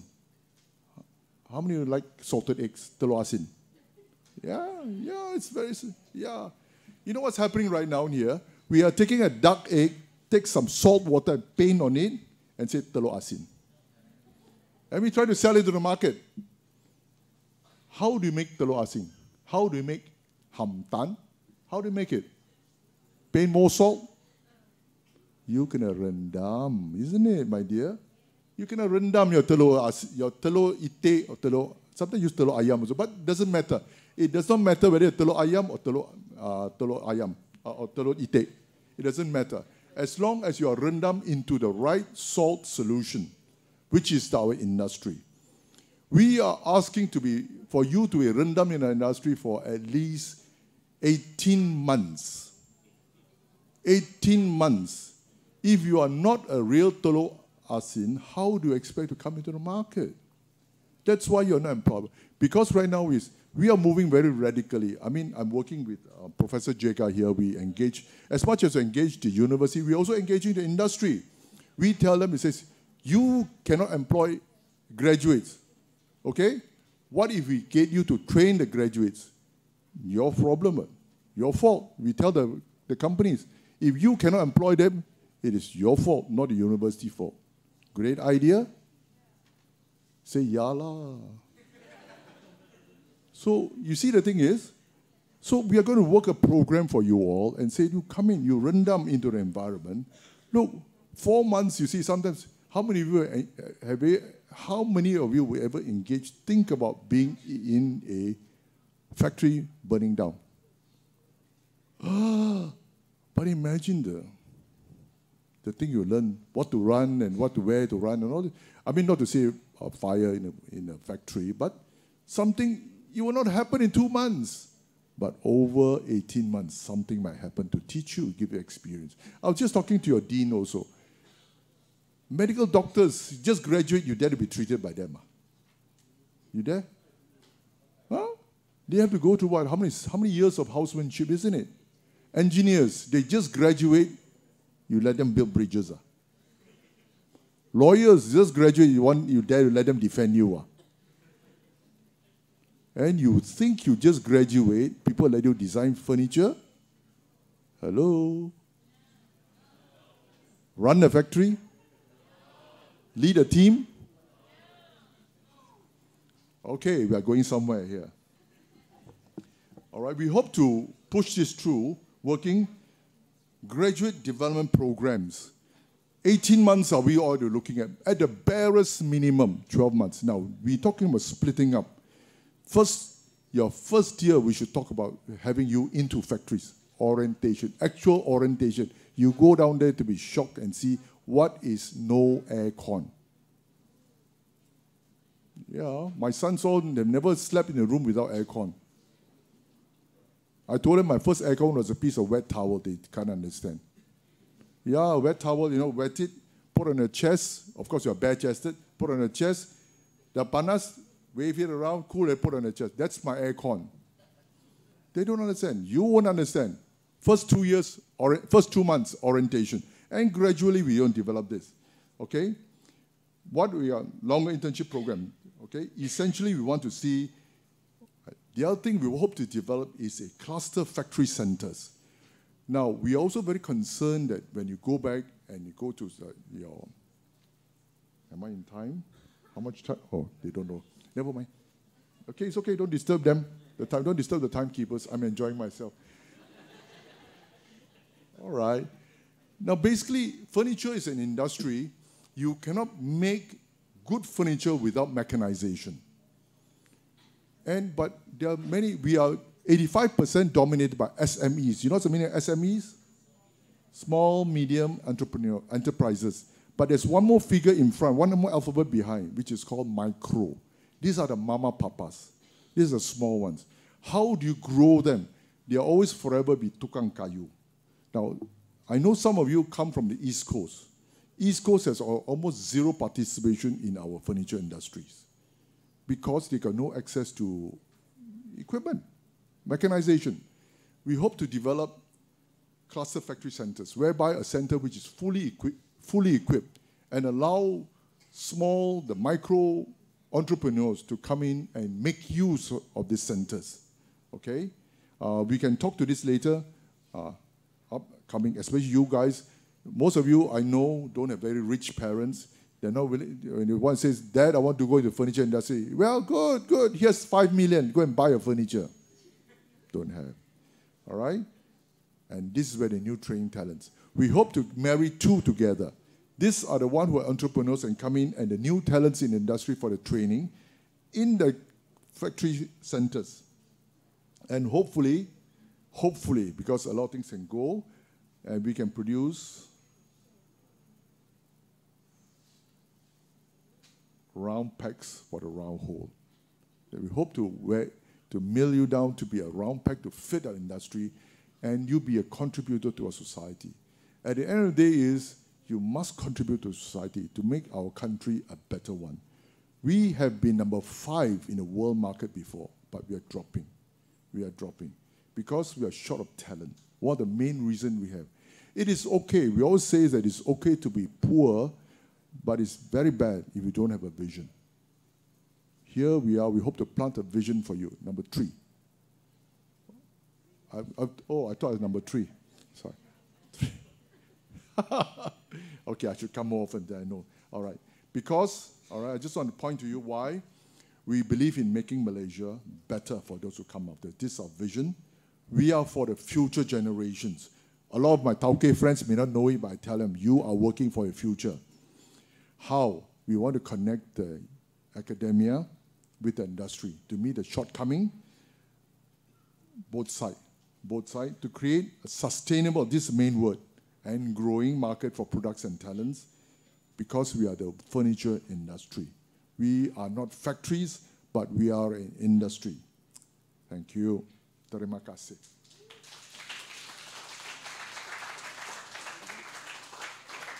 Please give our warmest applause to our speaker, Mr. Albert Khoo. Thank you for a very thoughtful and interesting session. Now, we'd like to invite on stage Yang Berbahagia, Professor Dr. Muhammad Zakaria Hussain, to present a token of appreciation to our speaker.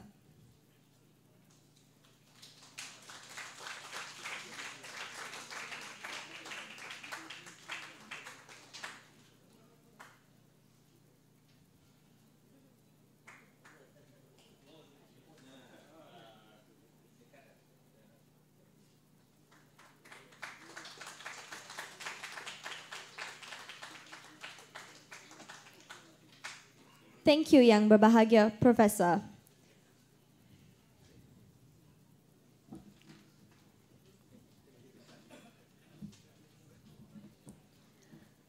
Ladies and gentlemen, let's continue with session 2. In this session, we'll be hearing opinions on perceptions and student views of existing wood-related programs. We have invited our alumni and postgraduate students. Before we start the session, allow me to share with all of you a brief biodata of our speaker. Muhammad Fauzi holds a diploma in wood-based technology and a bachelor's degree in wood science and technology from University Putra, Malaysia. After graduating, he started a small business by stipend making wood products from pine wood because he could not find a job. He then joined the Smart Selangor program by the Selangor government, which was dubbed as Progress for a duration of 6 months. Upon completion of this program, he was given a job offer by Fly Thread Resources, Sendirian Berhad, as a sales executive. The company expertises in solid prefab timber production such as Chengal, Jati, and Merbau. After 2 months of working, he decided to pursue his business full-time, initially assembling built-in furniture such as wardrobes and TV cabinets. Now, he has joint ventured with his childhood friends and taken up a business in interior design. Now I would like to call upon our alumni, Mr. Muhammad Faiz from Crest 7 Resources, to share his experiences.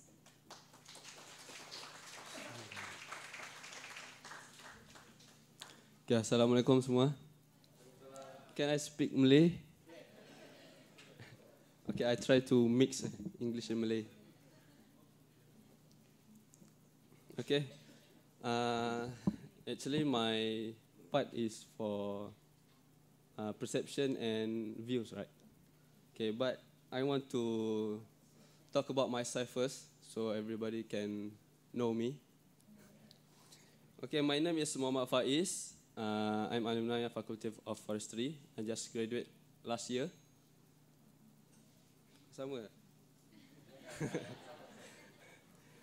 Okay, I'm 37 years old. I'm currently living in Cyberjaya. I'm from Alustar. Before I continue my degree, I was study in Polytechnic Shah Alam in diploma in wood-based technology. And then I continue my degree, Bachelor in Wood Science Technology in UPM. And I graduated last year, 2017. And right now I'm the owner on my company named Crest 7 Resources. Cakap Melayu ni.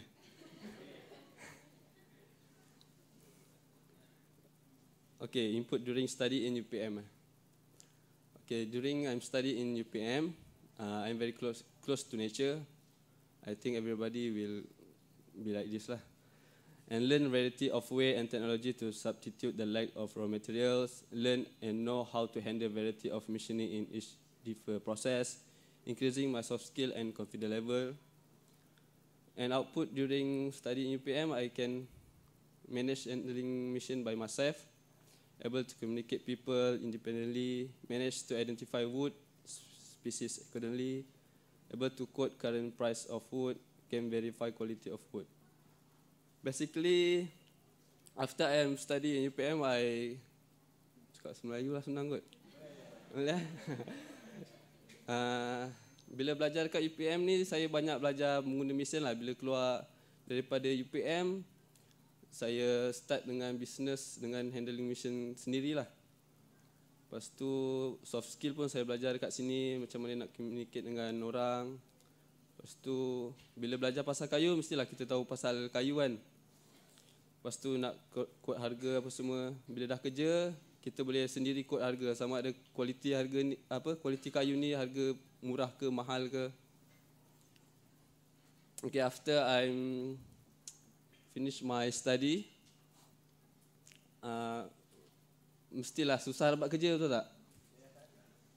Okay, bila susah dapat kerja, actually after my industrial training, I have another 2 semester for my FYP. During my FYP, memang dah start cari kerja lah. Tapi memang dah habis FYP pun, dah habis belajar pun, still tak dapat kerja. So I start dengan carpenter work lah, because it's my passion. I like to carpentry work lah. I was start small carpentry, work as my stipend. Susah nak cari kerja, so cari duit sendiri, buat kerja kayu macam ni. Start dengan pine wood product.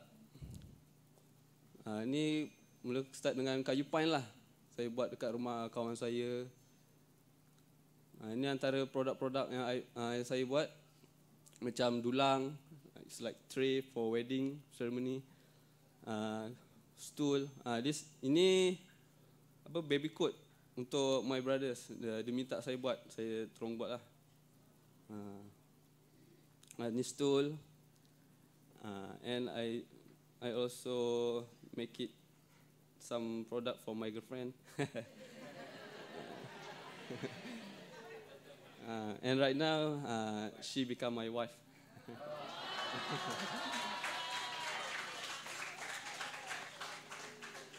Ini ada sikit video. Video saya buat baby coat lah. Saya buat sendiri. Ni waktu ni saya buat sebab saya pinjam kilang kawan saya. So saya tak boleh buat waktu office hour sebab diorang guna apa, kilang tu. So saya buat waktu malam. Waktu malam time ni saya tak silap saya pukul 2 pagi. Saya buat sorang-sorang. So bosan-bosan saya rasa why not saya take picture kan, take video kan. Untuk apa? Untuk kenangan lah. Ini saya buat stool.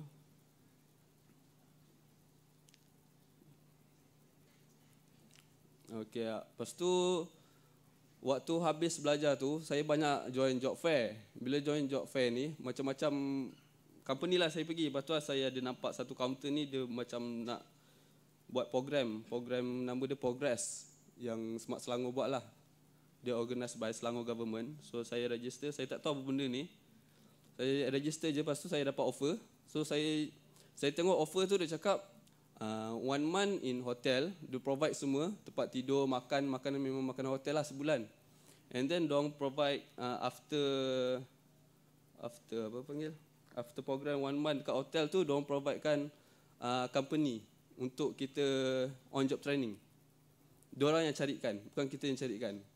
So bagus lah, dekat sini saya belajar soft skill, saya belajar communicate dengan public. Inilah waktu saya kat sana kat hotel tu, saya banyak present. Every week lah, every day mesti ada present. Ini semua saya punya teammates.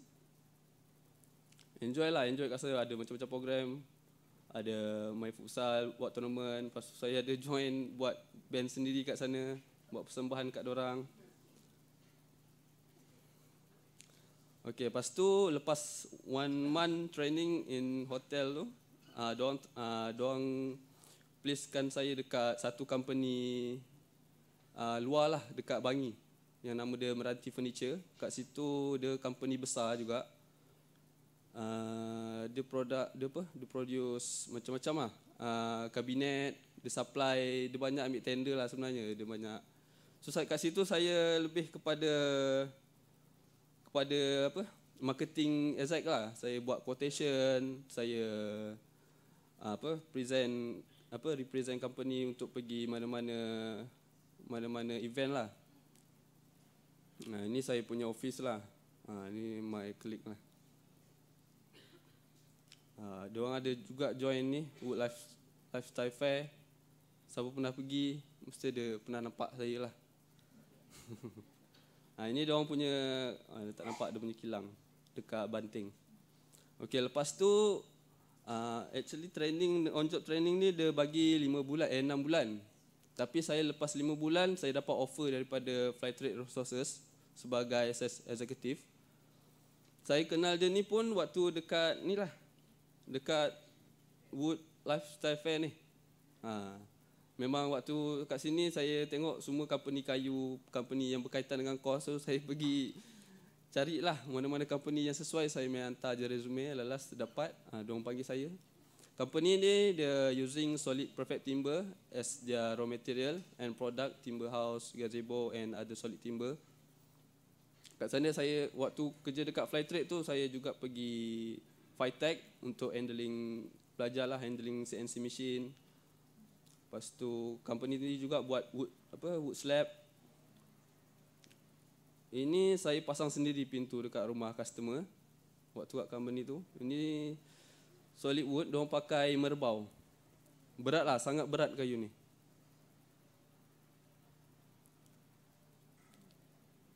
Yang lagi 2 orang ni budak intern dekat company tu. Diorang tolong lah. So lepas daripada tu, after 2 months, I think I want to want to have my own business. I try to making build furniture such as cabinet, TV cabinet. Saya fikir sebab nak buat kitchen cabinet ni sebab dia tak pakai solid wood, dia pakai melamin. Melamin ni mudah nak dapat dan harga dia pun murah. So bila nak buat business, paling mudah nak dapat sales dengan pakai inilah sos melamin ni. So kalau bila saya kerja dengan orang yang pakai solid wood ni, struggle sikit nak dapat job.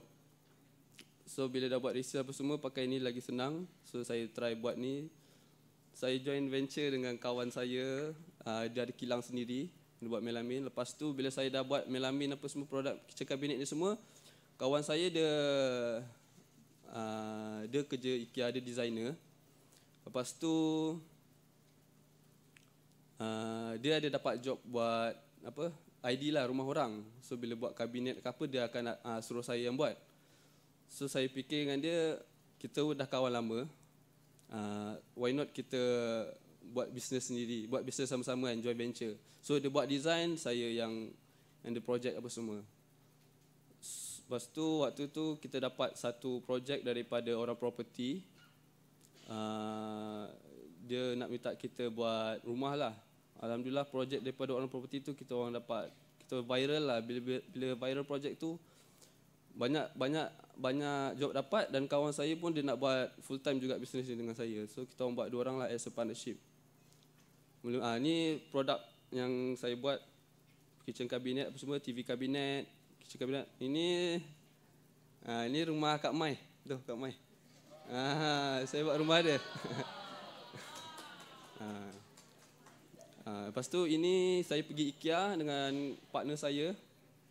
Nanti ada gambar dia. Kita orang pergi sendirilah. Ini lori. Kita pergi IKEA beli barang sendiri apa semua. Ini gambar first time saya buat semua sendiri. So saya bawa lori pun saya buat sendirilah.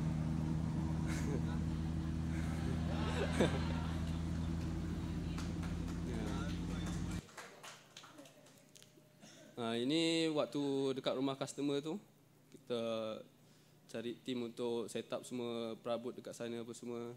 Kita orang buat sendiri. Ni dalam 1 malam lah tak tidur, kita siapkan semua.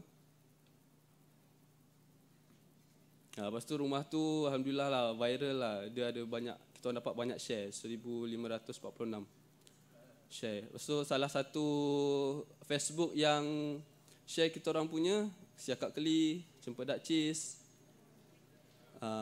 Dr. Azizul, siapa kenal, dia lecturer dekat UiTM. Lepas tu himpunan cerita Raja Lawak lah, himpunan cerita lawak. Okey, lepas tu baru-baru ni saya berpeluang untuk masuk surat khabar lah. Dorang DM dekat Facebook nak interview. First dapat interview masuk utusan Malaysia. Ini saya punya partner. Dia handsome sikit lah dari saya. Saya handsome banyak kan. Okey, lepas tu dapat Cosmo, masuk Cosmo. Ini dekat kita punya show house. Siapa nak datang boleh dekat Sotville City, Bangi. Okey, ini baru betul saya punya part point of view about our discourse.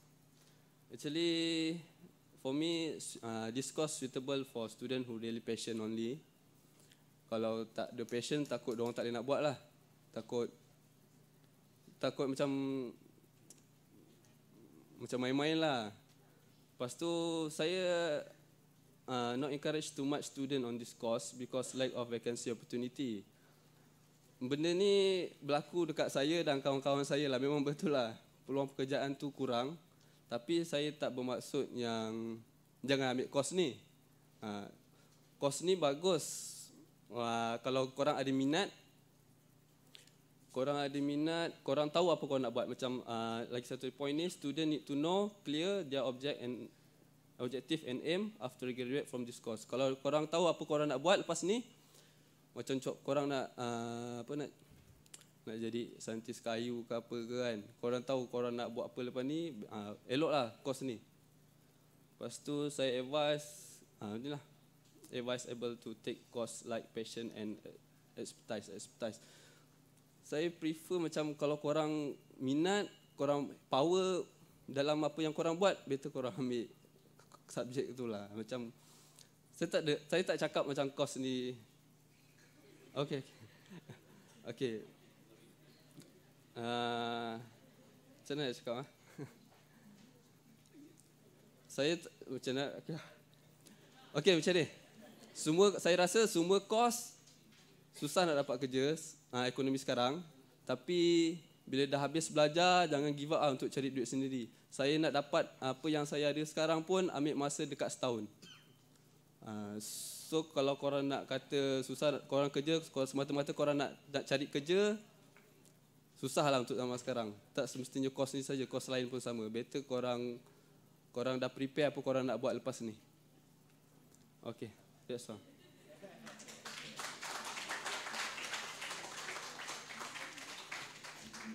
Thank you, Mr. Muhammad Faiz, for a very interesting and inspiring sharing. We would like to invite Yang Berbahagia, Professor Dr. Muhammad Zakaria Hussain, on stage to present a token of appreciation to our speaker.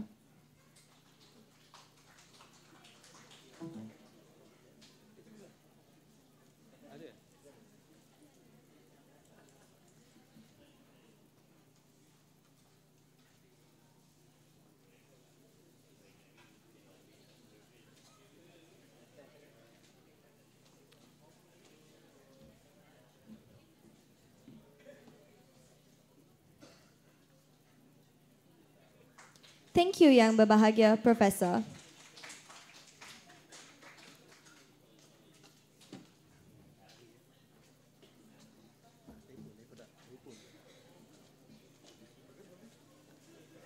We would also like to hear students' views on existing wood-related programs. Before we invite our speaker, let me first give a brief biodata of our speaker. Muhammad Aizat bin Abdul Ghani was born on 17th of August 1989 in Hospital University, Kuala Lumpur. At 2011, he obtained his bachelor's degree at University Malaysia Sabah in wood fiber technology and industry. Next, in 2015, he obtained his master's in science at University Putra Malaysia in the field of wood composite technology. In the same year, 2015, he furthered his education in the Doctors of Philosophy at the same university and took bioresource technology as his field of studies. Now, we would like to invite our postgraduate student, Mr. Muhammad Aizat Ghani, to deliver his opinions. Thank you, Mr. of Ceremony, and respected invited keynote speaker, Dean, Professor, all the professors, lecturers, and all fellow friends here. Okay, my name is Muhammad Aizat bin Abdul Ghani.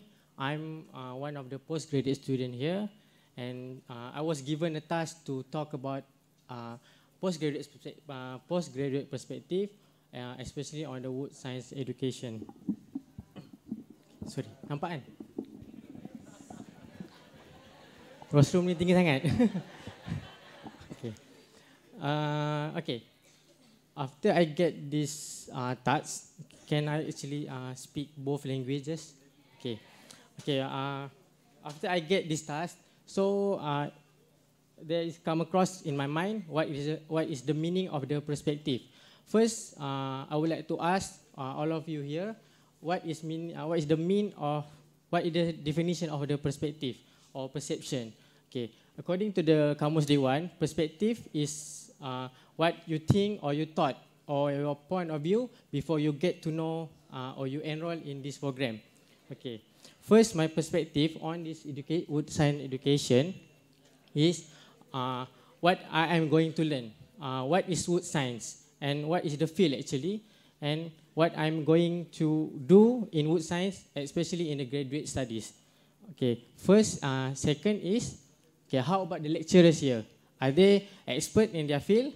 Okay, and third is how the facilities here, is it enough and or in a good condition? Okay. So before we talk about detail, so I would like to share a history about wood science education here. Okay, on 1973, the Department of Forest Production was established. As be said by the VC, Faculty of Forestry is the first of 3 pioneer faculty during the opening of University Pertanian Malaysia, right? So on 1971. So in 1973, the Department of Forest Production was established. Okay, then the Bachelor Forestry was introduced with an option of forest product in order to cater graduate on wood-based industry. Okay, about after 30 years later, the first program called Bachelor of Wood Science and Technology was offered in this faculty. This program was aimed to produce a qualified and competitive graduate to fulfill the needs for skilled manpower in forest product sector especially, or called as craftsmen. Okay, and this program is divided into 2 options. First is biocomposite technology, and then second is wood industry management. So in our faculty, there are offered 2 types of degree. First is Master of Science and Doctor of Philosophy. Okay, statistically, postgraduate students since 2008 to 2018, now in the recent years, there are about 226 students officially graduated from our faculty in the various fields, including wood science education, with the numbers of local students is 205 and international about 21 students, and for the PhD student, about 80 students already graduated, with the local student 39 and 41 for the international student.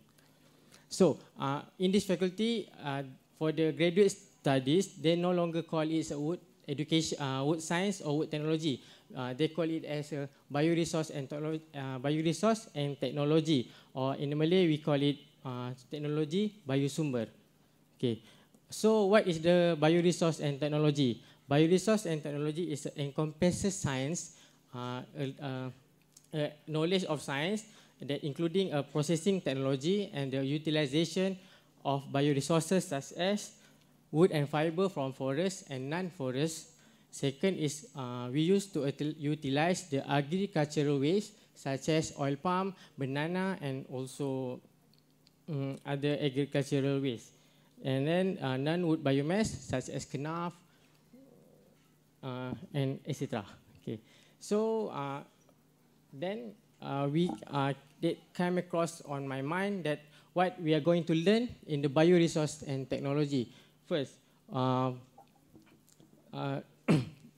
so in this course, they are divided into several fields. First is anatomy and morphological and dendrochronology, and wood quality enhancement and wood-based product, physics, chemistry, and mechanics of wood fiber, manufacturing of biocomposite and engineered products, industrial management, commercialization of wood-based product, grading and quality control, pulp and paper manufacturing, and then phytochemical extraction.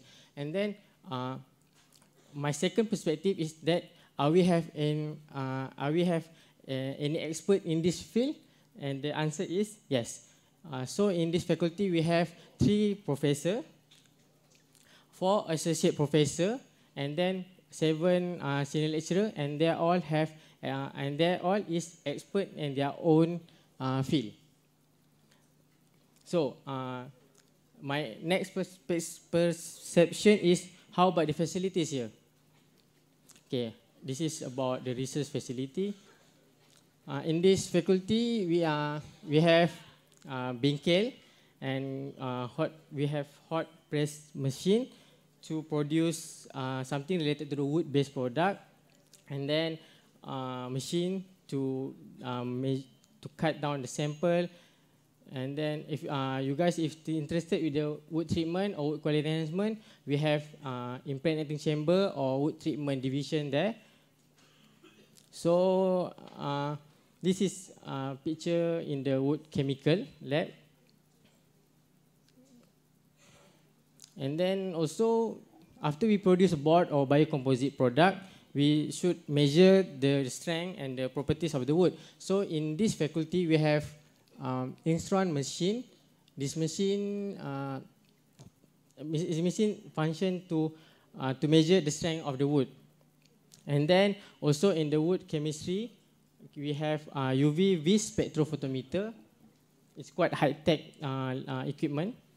And then we have wood laminar floor. Okay, this picture shows that the facility provided in the wood anatomy. If you guys are interested to further on wood anatomy, you can use the wood anatomy lab. Okay. Even we have the facilities here, but without the supporting staff that could help us, especially in the graduate student, so we cannot make it possible to handle and to conduct our research. So we have a quite trained staff here to help us. So for the student, actually we have to make a good communication and we can cooperate with the supporting staff here. Okay, and then other than that, in the wood science student also, we are exposed to the field. This picture shows during fungi collection, and then also we have visited some of the furniture factory here, and then ICA chemical is related to the adhesive. So how about the prospect? Okay. First is what after I have been in this field, wood science education. First, I get the holistic of knowledge in wood science. First, because we have a lot of experts in this program, and then other than in this faculty, I also did some experiment in joint adventure with did some experiment with other institutions such as FIDEC or MTIB. And then, so I also get to make some connection in the international networking, such as can participate in the local and international program, such as conference, symposium, mobility program, also in summer school. And then we are able also to work across disciplinary boundaries, because in high level of education, wood science education, we are not only looking in our wood particularly, but we also work with other fields such as chemistry and engineering, also some of biotech. So how about my recommendation? So I would suggest to add more high-tech complementary machine such as SEM, scanning electron microscope, FTIR, or thermal analysis and XRD. We here have a lot of equipment, but then we have to make regularly maintenance, because some of the machine sometimes out of service. Then we have to wait a long of time. Sometimes we have to find another sources, such as Introp or other institution like ABS to conduct our experiment. So then next recommendation is funding and collaboration from wood-based industry, either local or international. And then I hope that a faculty could provide a twinning program with international institutions such as from Germany, especially in the wood science education. Also like IPB, Bogor, and other international institutions. So, and faculty could provide more workshops and on skill and theoretical. And then I would highly hope that the government or the faculty could provide or give some funding, sponsorship or scholarship, especially for the wood science education, for us and for the student to further more their education.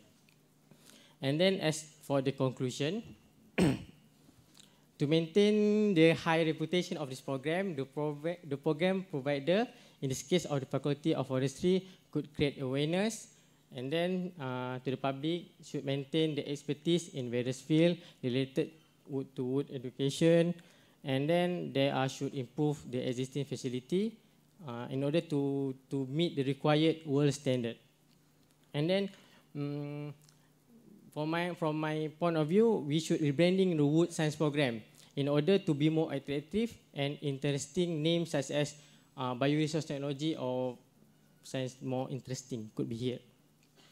And then lastly is as a postgraduate student, I perceive that wood education is still relevant based on the current scenario of wood-based industry. And then in addition, I also could agree with some point of Mr. Hu just now.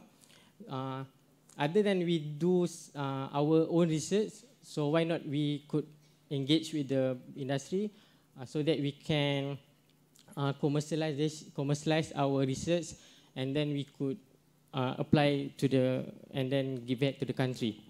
Okay, so that's all my presentation. Thank you. Again, let's give a huge round of applause to Mr. Muhammad Aizat Ghani. We would now like to invite Yang Berbahagia, Professor Dr. Muhammad Zakaria Hussain, on stage to present a token of appreciation to our speaker.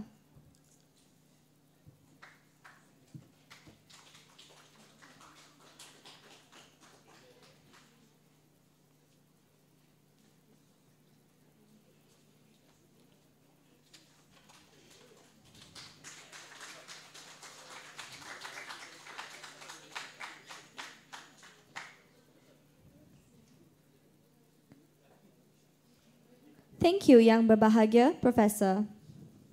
Thank you.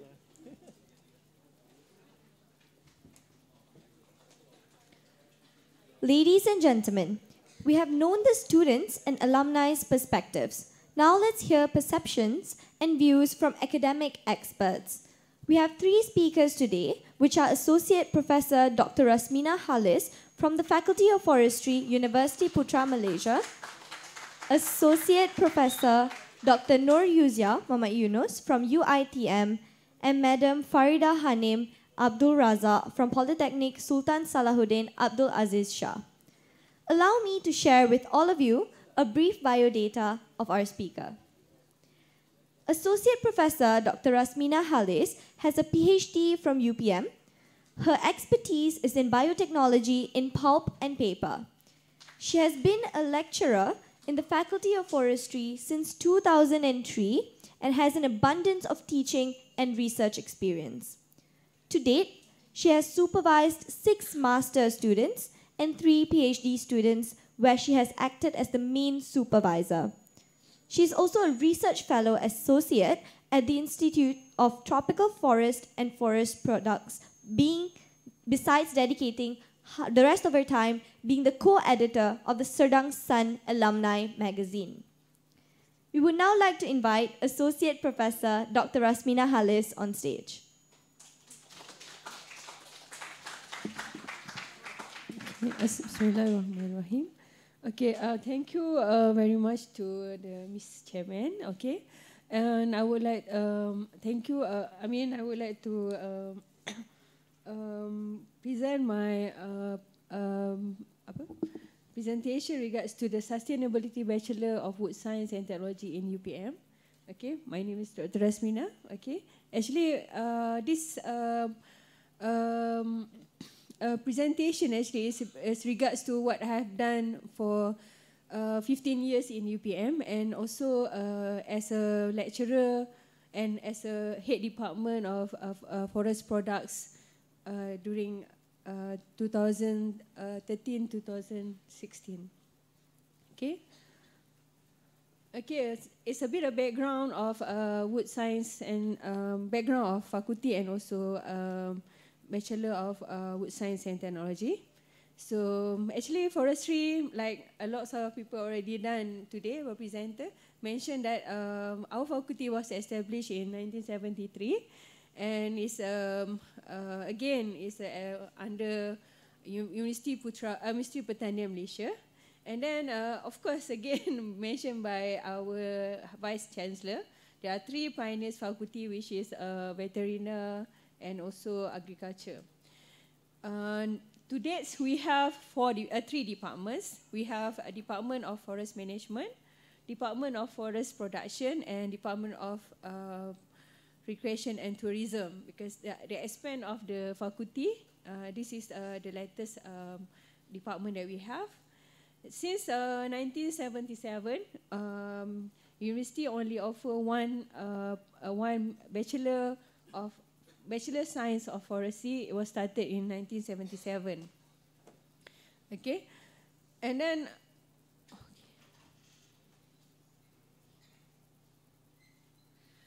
the development of BSW program actually is based on our dean that time. It was Prof. Hamami Shari.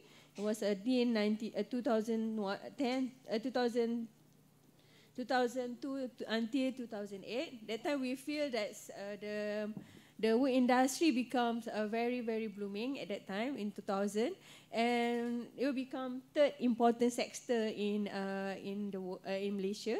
So we feel that the demands of professional skilled workers is increased regards to that. Okay. And again, that time we feel that existing bachelor, because it's a Bachelor of Forestry, the subject of wood industry is not much being coped in that bachelor. So we feel that they needed to put a new bachelor which is single on the wood industry itself. Okay, and we also follow by based on the 2nd industrial plan master plan in Malaysia. It was in 1996 to 2005, and we also follow NATIVS and KAA. So in 2006, the Bachelor of Wood Science Technology was initiated, and there was been a multidisciplinary components where we have wood science, processing technology, economy, marketing, and management on the forest resource. This is what we feel that we can cater all the needs of wood industry on the skilled workers that time. Okay, let's start with the 1973 with a Bachelor Science of Forestry where we have 140 credits, and this is a 4-year course. And then we move to in 1986 where we changed the name into Bachelor Forestry Science, where we have 120 credits, also 4 years. And then with 2 specialization, where we have forest management, and the other one is forestry science, and the other one is forest products. But again, we feel that it's not enough for the forestry to have the students to be able to cope in the industry. So that's why we developed in 2002 we start, and then in 2006 we have Bachelor of Wood Science with 135 credits, with 4 years, with 2 specialization. One is forest product management, and the other one is composite technology, biocomposite technology. And then in 2010, we have to revise our program with MQA. And then 2012, we have Bachelor Wood Science still with 135 credits, 4 years course, and with 2 still continue with 2 specialization. After that, in 2015, we start to revise back our Bachelor of Forestry, and then in 2018, we solely have a new names of our course, which is Bachelor Wood Science and Technology. We cover those N here to be accommodate with other MQA requirement. This is we reduce a bit on the credit with 135 to 138 credits, and it's a 4 years degree as well. Okay, why is the second revise of BWST? Because I was the chairman to handle this the second revision. What we have to do actually, we target to provide a professional skilled workers with all together with my forestry production department. What is the importance of human capital? So with that, we revise our second together with the scenario Malaysian wood industry, where we know now that exportation of forest wood industry is 20 billion a year, and then we have about 3,540 companies of wood industry, and then where we have 67% in Peninsula, 21% in Sarawak, and 12% in Sabah. Actually, there are huge industry for the student to be in. Okay, this also provide employment ability of student about 240,000 workers by MTIB. If you mention that we want only 5% of professional skill, actually we need about 12,000 professional workers in the industry actually. So, and we also follow the NATIPS 2009-2020 and IP3, and also the 11 Malaysian Plan 2016 to 2020. Besides of that, actually the faculty also done on the market survey to look into is it the prospect of the course is good enough, or the program is good enough. And actually we have a very positive result on that. We also do exit survey, and we also send to the internet assessor, for example, from Japan and from France, to handle to see how we can improve more our BWST. And we also do a meeting with the faculty advisor committee to gain more ideas and to gain more what the industry needs, and also the agency in Malaysia. And of course, last but not least, we also did on the graduated employability survey to look into what is our student have achieved in after they graduate their WST. Okay. And then this is the strength of our program. So literally, this is a picture of the whole faculty members together with the lecturers and also staffs. Okay. And then the BWSP performance that we get from CHEM, we found that although we only project 40 students actually for each year, because although the needs is 12,000 actually for the professional workers, but we only project only 40 students, since like we have other university also offer this course. And then based on that, we have the admissions of students actually is very good. Only on the 2015 where we have only 34, but the rest is higher student. And the graduation student also increase year by year. If you, for example here, actually for the 2010 until 2018, actually we have about 369 students actually who registered to be in faculty. And then for graduate student from 2010 to 2017, we have 248 students. Okay. And based on the CHEM's data regards to the exit survey or graduate employability student tracer survey, this is during 6 months before after graduation. Actually, for the result for 2012 until 2017, actually GE percentage for BWST actually is very good. We get to 86.1, and then actually to 92.3 in 2017, and our average GE is 88.3. So that means when they mentioned that our student is actually very hard to get job, actually when you compare to this data, actually it's not true, not the whole true, okay?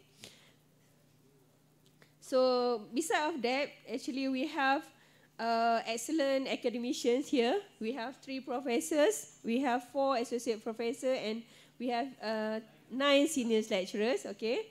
And then based on MQA, first revised, MQA 2010, Prof. Datin Nafsiah Ismail mentioned that our lecturer is very highly motivated and enthusiastic, and they have excellent qualification and sufficient years in teaching experience. So we have experience in regards to the wood industry itself. And then beside of that, MTRB also now develop a committee industrial lead body, ILB, on the human resource of wood industry sectors in 2012 actually. And then plan strategic pembangunan modal insan sektor industri perkayuan 2008 and 2025 will be launched this coming October. I mean by MTIB, and this is focused on 8 field where we try to find what is the problems regards to the wood industry in terms of a student, in terms of the career, and also regards to the in terms of the education, is it enough or not enough for the student itself? Okay. Besides of that, we also have international recognition. Now we try to working with to get accreditation from USA, from Wood Science, from Society of Wood Science and Technology, and we also have master and PhD student, where the student from overseas coming to study in our university, and we have exchange program, conference, symposium, industrial training.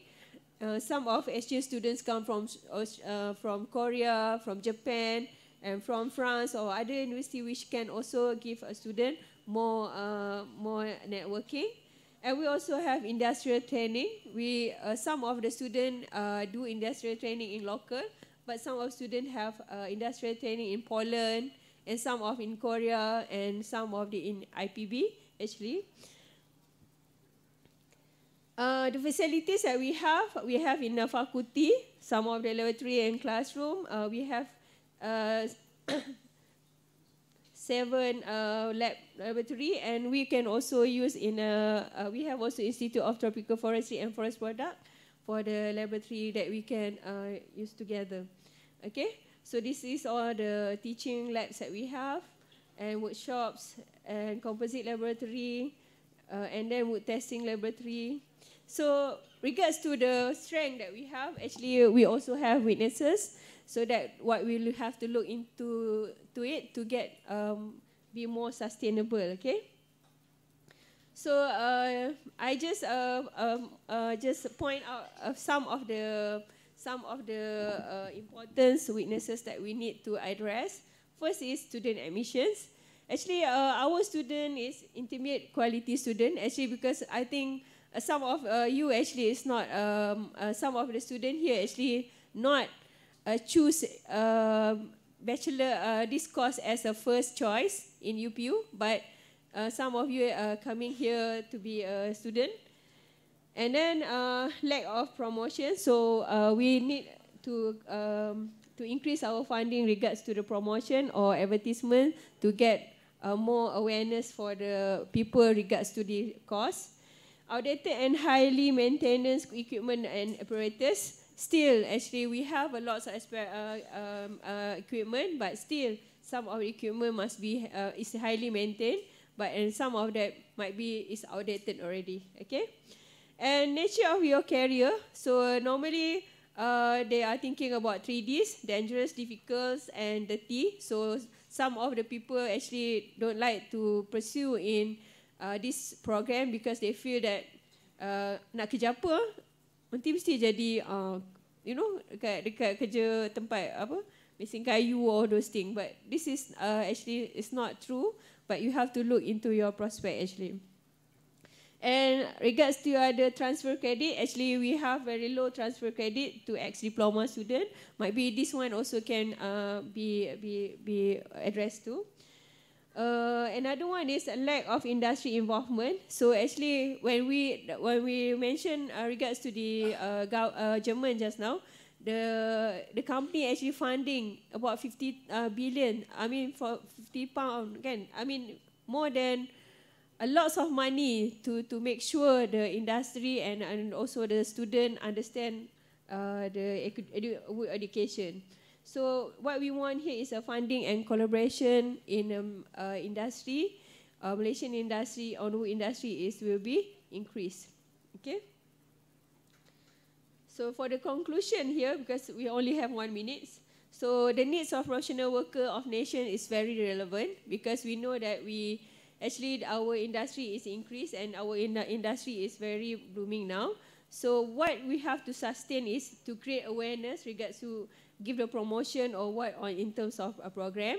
And rebranding, again, one of our postgrad students mentioned of rebranding, change the name into a very good names because we try actually to change the name to another a very good name because when we mention in English we say wood, it's okay, isn't it? But when we mention in Malay words, kayu, so people will thinking other things. I think this one we need can rebranding the names into another names can help to sustain our program. And we also progress on accreditation and upgrade the facilities that we have.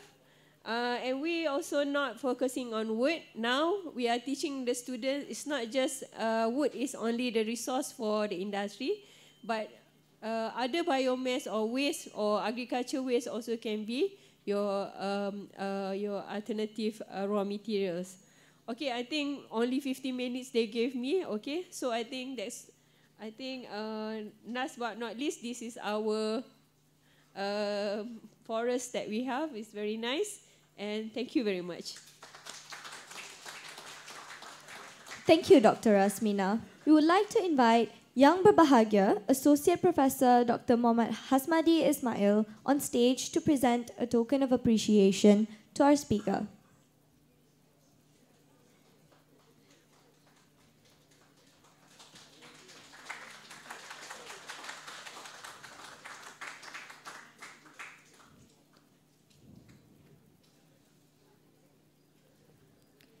Thank you, Yang Berbahagia Doctor. Our next speaker is Associate Professor Dr. Nur Yuzia from UITM. Allow me to give an introduction on our speaker. Associate Professor Dr. Nur Yuzia Muhammad Yunus is currently attached to University Technology Mara, UITM Pahang branch. She attained her Bachelor's of Science in Chemistry in Monash University, Australia in the year 1985 and an MBA from Ohio University, USA in the year 1995. Her PhD is homegrown at University Putra, Malaysia in the year 2005. Dr. Nur Yuzia's experiences include 26 years of work on adhesive for different industries, chemicals, waste treatment, and safety requirement. She has 26 years of experience in the Malayan Adhesives and Chemicals Sendirian Berhad, MAC. She's also the Board of Director for MAC since 2009 and has joined UITM in September of 2014, and she's a current member of the Technical Committee Wood-Based and Chemistry Polymer Adhesives. Her fields of specialization are polymer, composite, and adhesion with an interest in waste management and the environment. We now call upon Associate Professor Dr. Nur Yuzia on stage.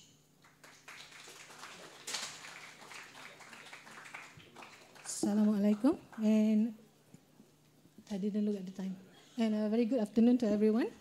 So thank you for the organizer for inviting me, and both to fellow speakers as well as participants.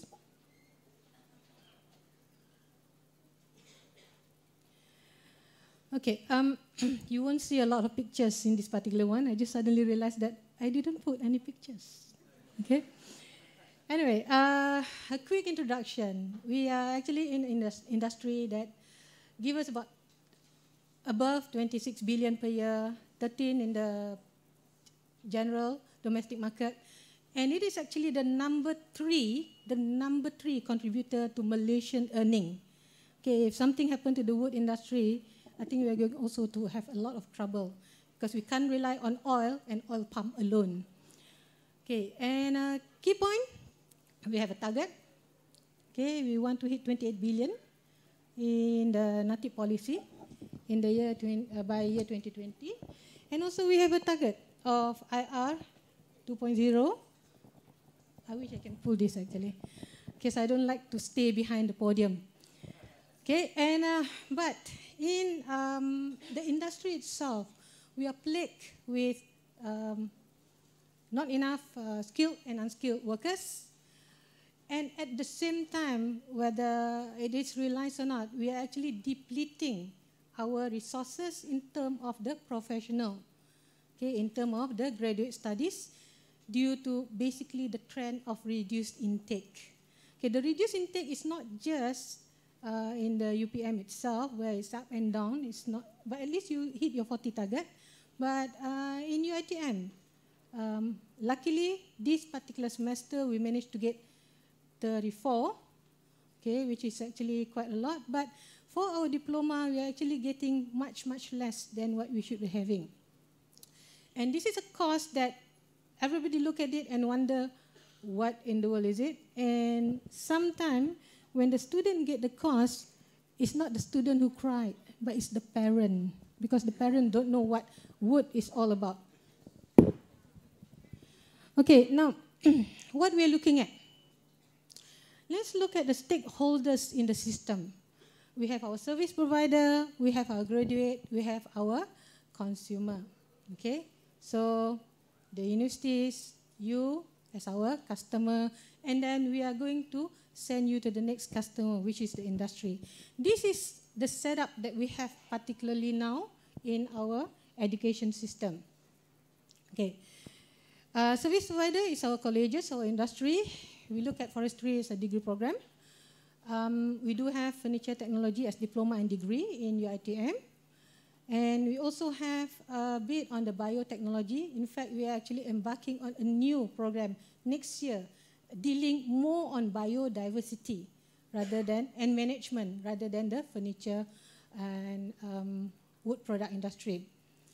And then we do have some embedded subjects in the engineering, and we have certificates. Okay, this is the scenario for all the universities that we have.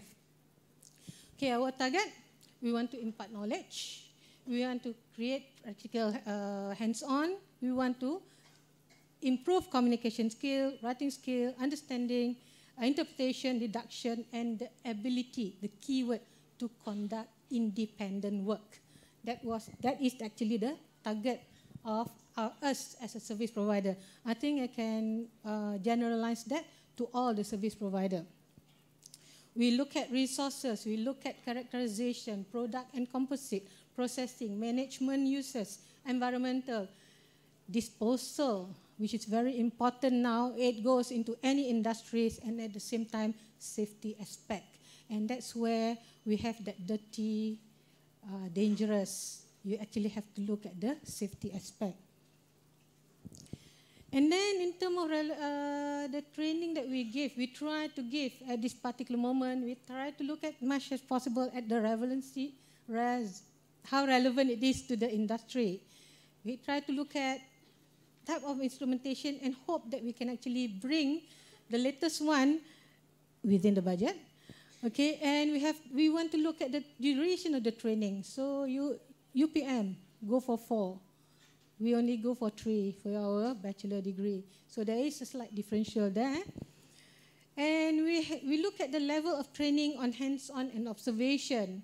But at the same time, we are actually having, when we do training, we also look at the constraint of our qualified trainers, of what is available, and whether we have sufficient people to actually look at the number of students that we have. It's no use that you have 100 students when you don't have enough people to look after them. Okay, those who actually have been to a class which is 40 compared to a class that's 20, you notice there is a lot of difference when it comes to training. And we need to, we also look at the industrial training attachment, differing.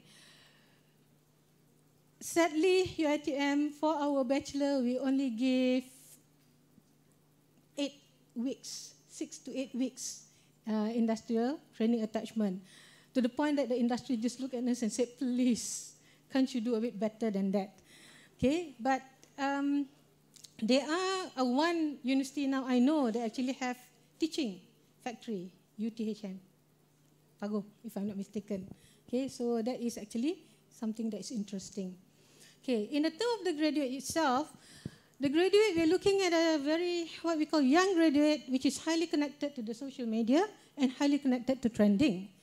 So, surprisingly, with the high connection to media and trending, what they normally look for, you can correct me later on after the talk if I'm wrong, you're more connected to something that is scientific, social subject, futuristic, but somehow, how many actually go in and look what is trending when it comes to the subject of forest matter?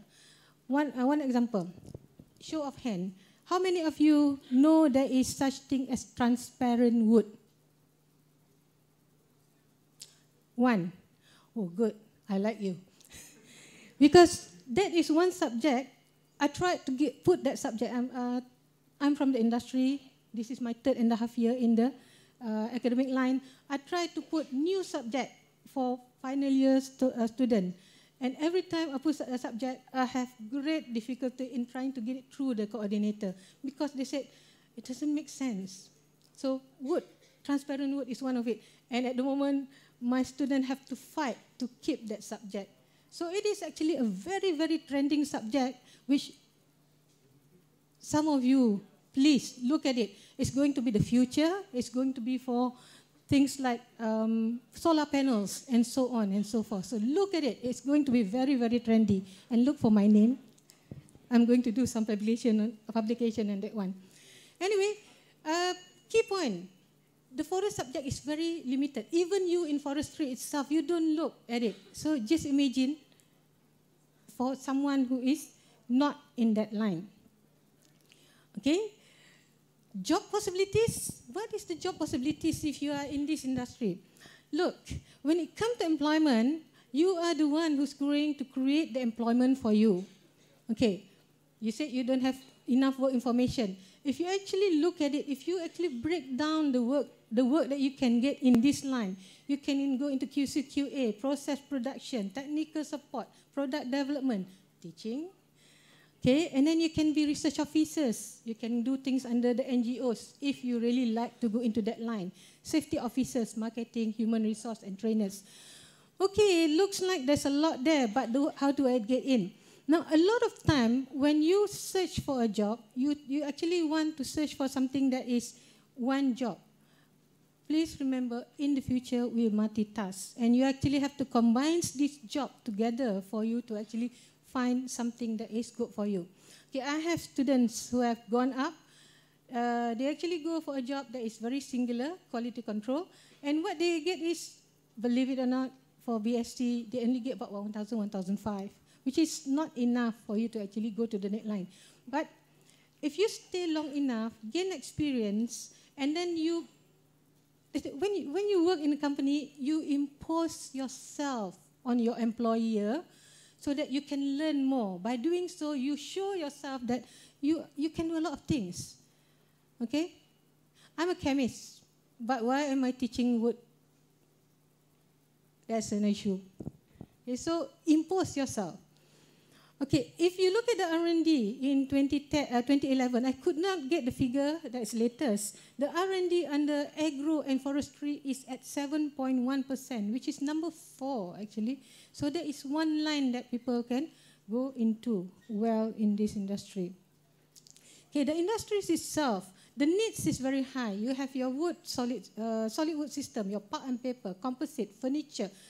Furniture production and furniture design is very, very big, which we don't realize. The problem with our industry is a lot of our subject is not design related. We do design, we do wood, we don't combine them. Okay, that is something that we hopefully in our next change in UITM, we are going to put that design. So what we are going to put some subject together, compress them and put design factors into that so that under the wood industry we can actually get more in the design part. Okay, and these are the requests, the requirement that is needed by the industry. Okay, please request for the slides later on for the students. Okay, and the wood-based scenario that is very, very sad is the closing of plant, which means there's a reduction in the work that is needed. But at the same time, there is also an opportunity for you to develop more downstream-based manufacturing skill. So that is actually on you as a student. Okay, and change the mindset where you need to have unskilled people. You actually need to have skilled people. When I actually talk to some of the students, some of our alumni, when they have a student who doesn't have BSc diploma education versus the one that have, they find that, okay, both can do work, but the other one can actually find extra work, develop work. So that is what you actually have to prove yourself to the employee.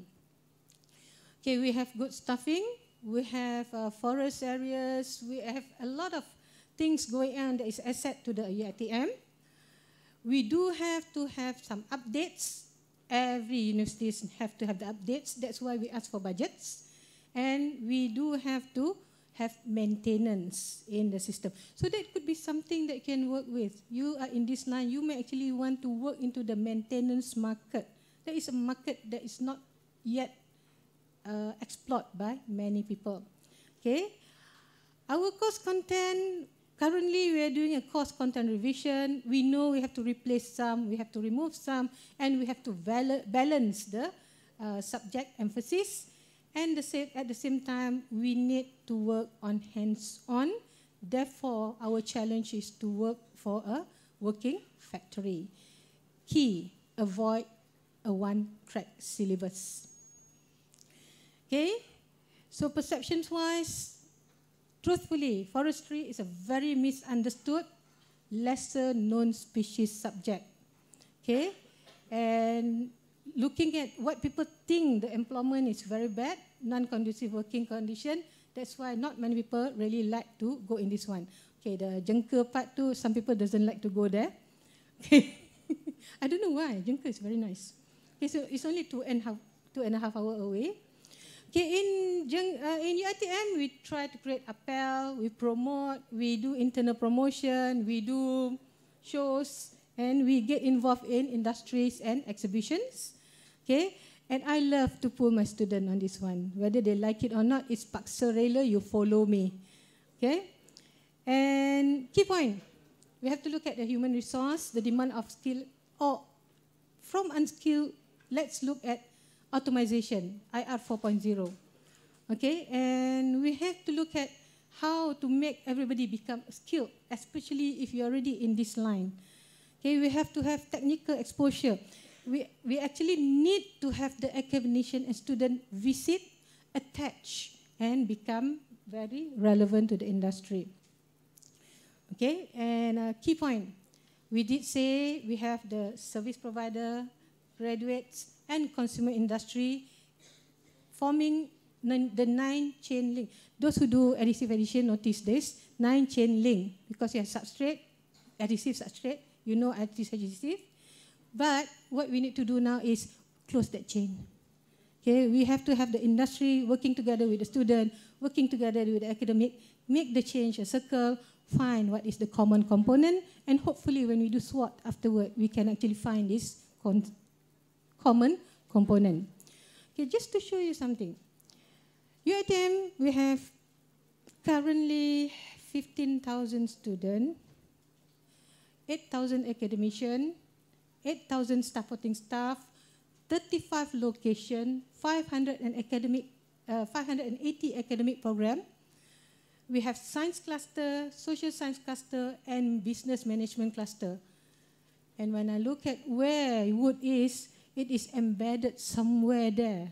Somewhere there, the Faculty of Applied Science, which is sad because Wood Technology is actually the anchor tenant of Jengke, and nobody knows we exist, even in UITM. So the visibility is very, very low, even in the universities. Okay, so key point, our visibility is very, very low. You as a student, when you graduate, why you're still doing your study now, please make sure people know us, let us shine, and make sure that people realize that we are here. We are supporting Malaysia. We are number 3 in terms of income. Okay, thank you.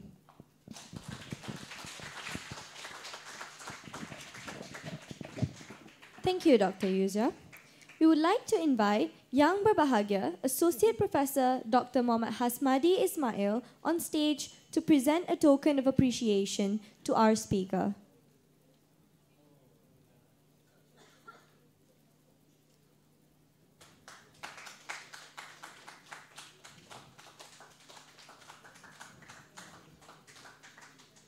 Thank you, Yang Berbahagia, Doctor.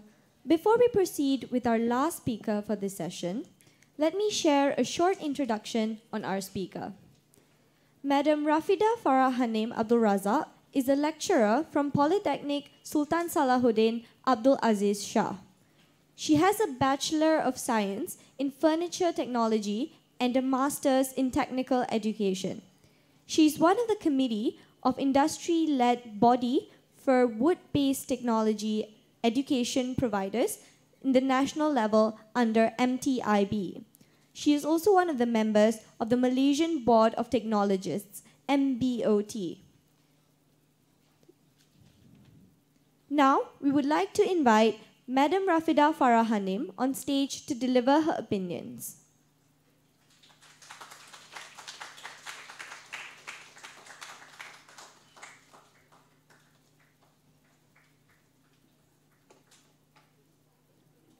Assalamualaikum warahmatullahi wabarakatuh and morning, afternoon. Okay. First of all, I would like to say thank you to UPM for inviting me. I feel so small here because all the doctors, professors. By the way, thank you for inviting me to share some of about diploma in wood-based technology. I'm very sure there are lots of my graduates here. My students here, I'm very proud of you, especially one of the speakers, Muhammad Faiz. Thank you. At least you give me encourage for me to speak in front of here.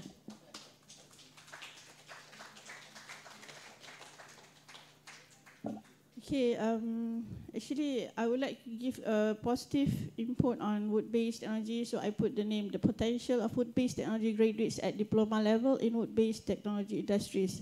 Since the earlier speaker is talking about bachelor, so I'm talking about the basic level of wood-based feeders. Okay. So diploma in wood-based technology, saya lebih kurang pandai Yuzia jugalah. Okay. Before that, just now the Master of Ceremony introduced me. Actually, I have diploma in business study and degree in furniture tech and master in education. So I have 3 different backgrounds.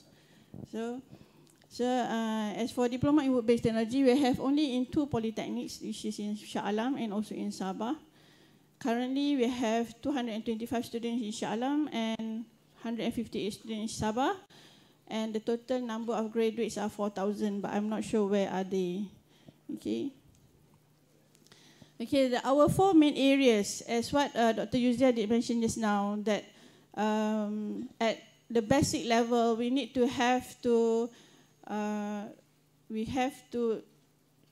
make sure that the students are very equipped in a lot of areas.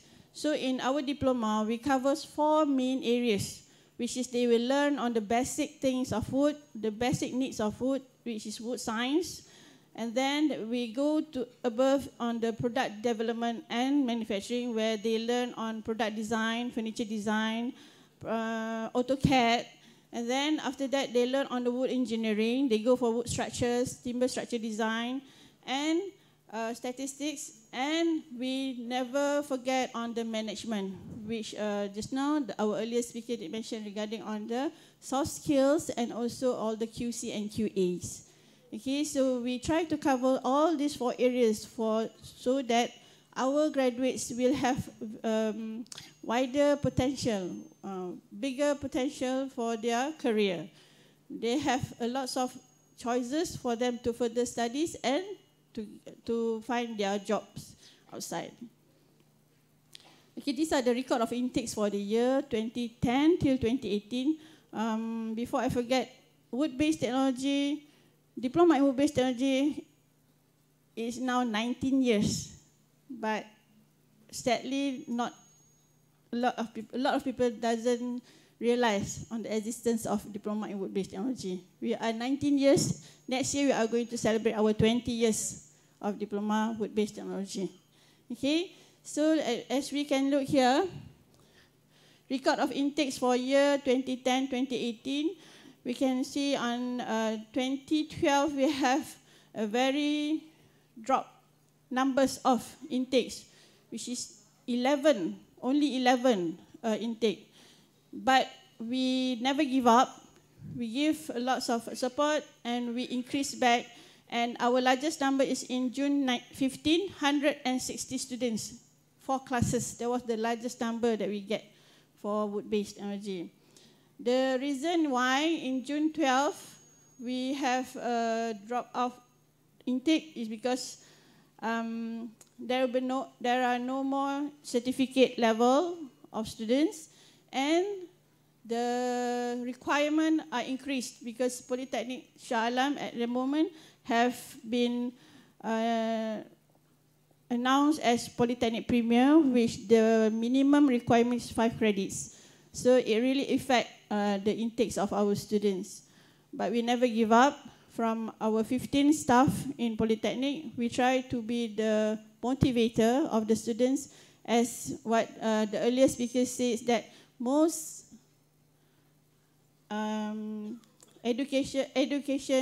wood-based education provider is not the first choice for wood-based. Same goes to Polytechnic. We are not the first choice. So, but we never give up. Whenever on the first day of registration and the first day of class, what we said is that always put yourself as the antique furniture in a rich man's house. So if you can look at in this hall, the beauty of the hall is because it is made of wood. So, and I'm not really agree on the changes of names, because what from the sharing from Professor Fidershaw just now, he even have the University of Wood Technology. So why are we so afraid of the name of wood? Okay, so be proud of yourself, because the relevancy, the successful of yourself, you yourself, is not the meaning of the name. Okay, so from there we go. We are really thankful to UPM for their support for us, and we are also the feeder. We are also giving the opportunity to the college community, ILP, and Institute Kemahiran Mara, because we accept them to further their studies in diploma. That's why we reluctantly to change our name, is because if we change our name, the program name, it will affect our friends in college community, IKM and ILP for them to further studies. So we have to think of our stakeholders and also our friends around. Okay, and we are the main feeder. Betul Prof? We are the main feeder for UPM, for Bachelor in Wood Science Technology and Bachelor in Forestry. But we are really thank you to other universities who really opened their doors for our graduates like USM, UTSM, UTM, UPSI and UMK. So who said that wood-based technology diploma students have no place to go? There are so many universities that out there. It's just how you choose and how you find your opportunity. Okay. These are the linkages and collaboration that we have for the past 5 years. We try to make our program strong. So we have our linkages with MTIB, who is our main person in the development of wood industry. And then we have Donghua Malaysia, Phytech. I can see some of the staff here from MTIB and Phytech. Dihnar Group. Dihnar Group is a company who is a non-wood-based company who are really interested to be with us to help the alumni to have their own business. Okay, Dihnar Group is they have 14 other companies, but they are construction companies, but they are interested to give the opportunity to our alumni. Okay, and then we also have Malaysia Furniture Council, Mr. Albert just now. Okay, we have very good collaboration and support from all these 5 linkages. They make us very strong to proceed with our program in wood-based technology.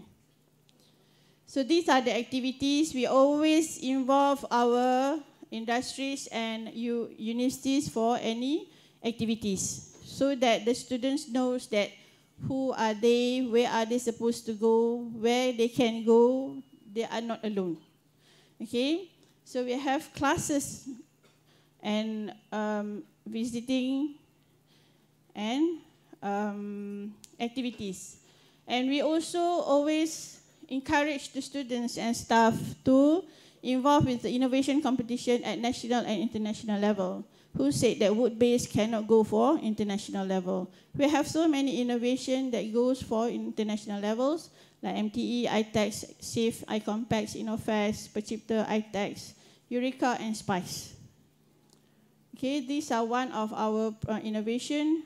The highest level is international level as SAFE 2013 Korea. A simple product. We try to change people's mind that wood is furniture, wood is carpenter. So we have to put something new. We can have so many things instead of furniture or carpentry. Okay, so here we have our inventor here. The kit puzzle furniture is a puzzle that can convert to so many functions. CPHA product development is our most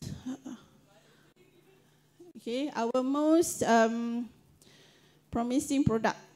Okay, we developed 5 designs, and we involved in 3 international level competition, exhibition and competition. Okay, and we got gold medal for all this. And because of this CP chair is a very special chair for cerebral palsy children. We try to prove to the public, to the people, that from wood-based technology we can produce a very good product. Okay, we can help the needy ones. So from this product, we are really well known because of the product. Okay, and these are the application of the product. We go for the World CP Day.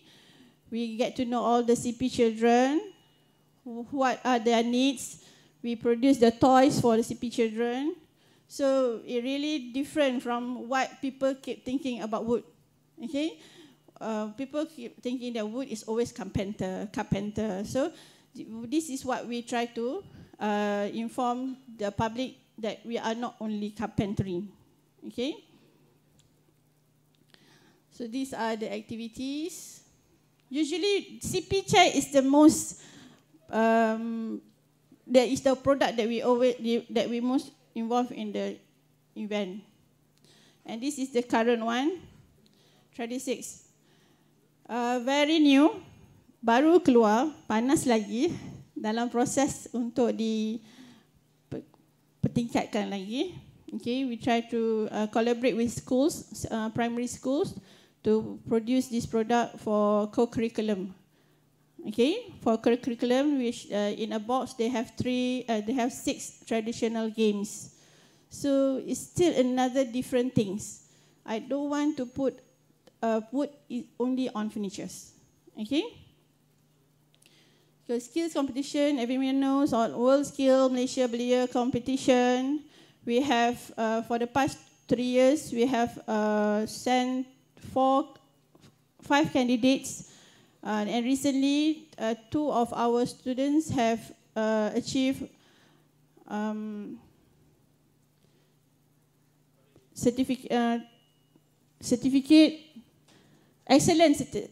work of excellence certificate in cabinet making and joinery. Okay. And recently, poly skill, actually cabinet making and joinery is just being introduced at polytechnic level in 2017.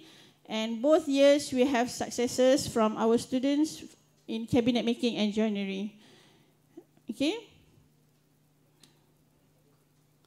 So these are the products. Ada tak nampak perabot kat situ? Tak ada kan? So we try to give some different things. Okay. So these are the activities. You always keep staff and students to involve. And we try to go for medias. As our speaker earlier said, that actually not the students are not interested with the program, but the parents. Recently, our students, we have 70 students for this semester, for semester 1.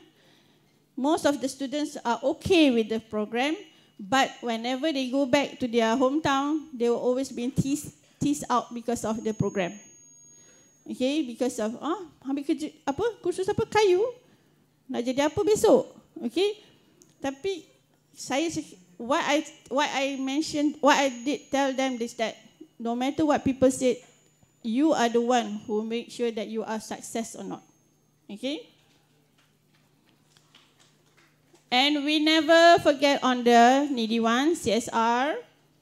We contribute CP chair to some of the families. We have 4 chairs have been delivered to the needy families.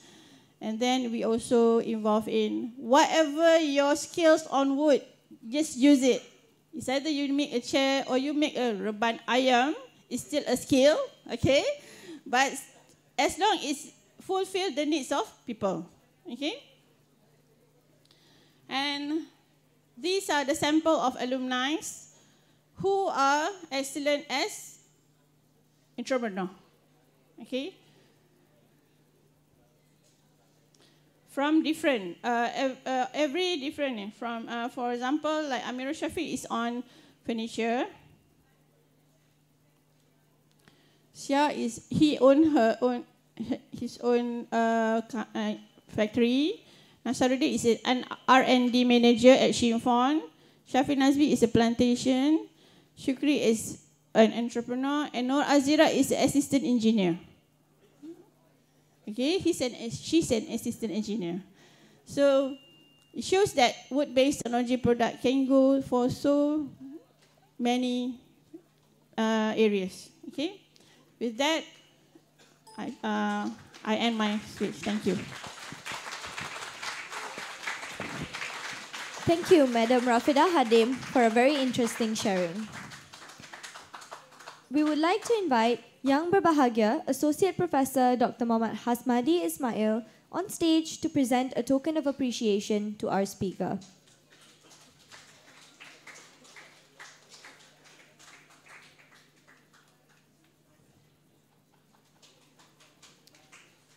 Thank you, Yang Berbahagia Doctor. Ladies and gentlemen, we have now come to the end of session 3, and our next part of the symposium will be the group discussion and SWOT analysis. A kind reminder to everyone that the group discussion will begin at 2:15 p.m. Therefore, kindly make your way to this hall by 2:10 p.m. We would now like to invite everyone to have lunch provided at the foyer of the faculty. Thank you.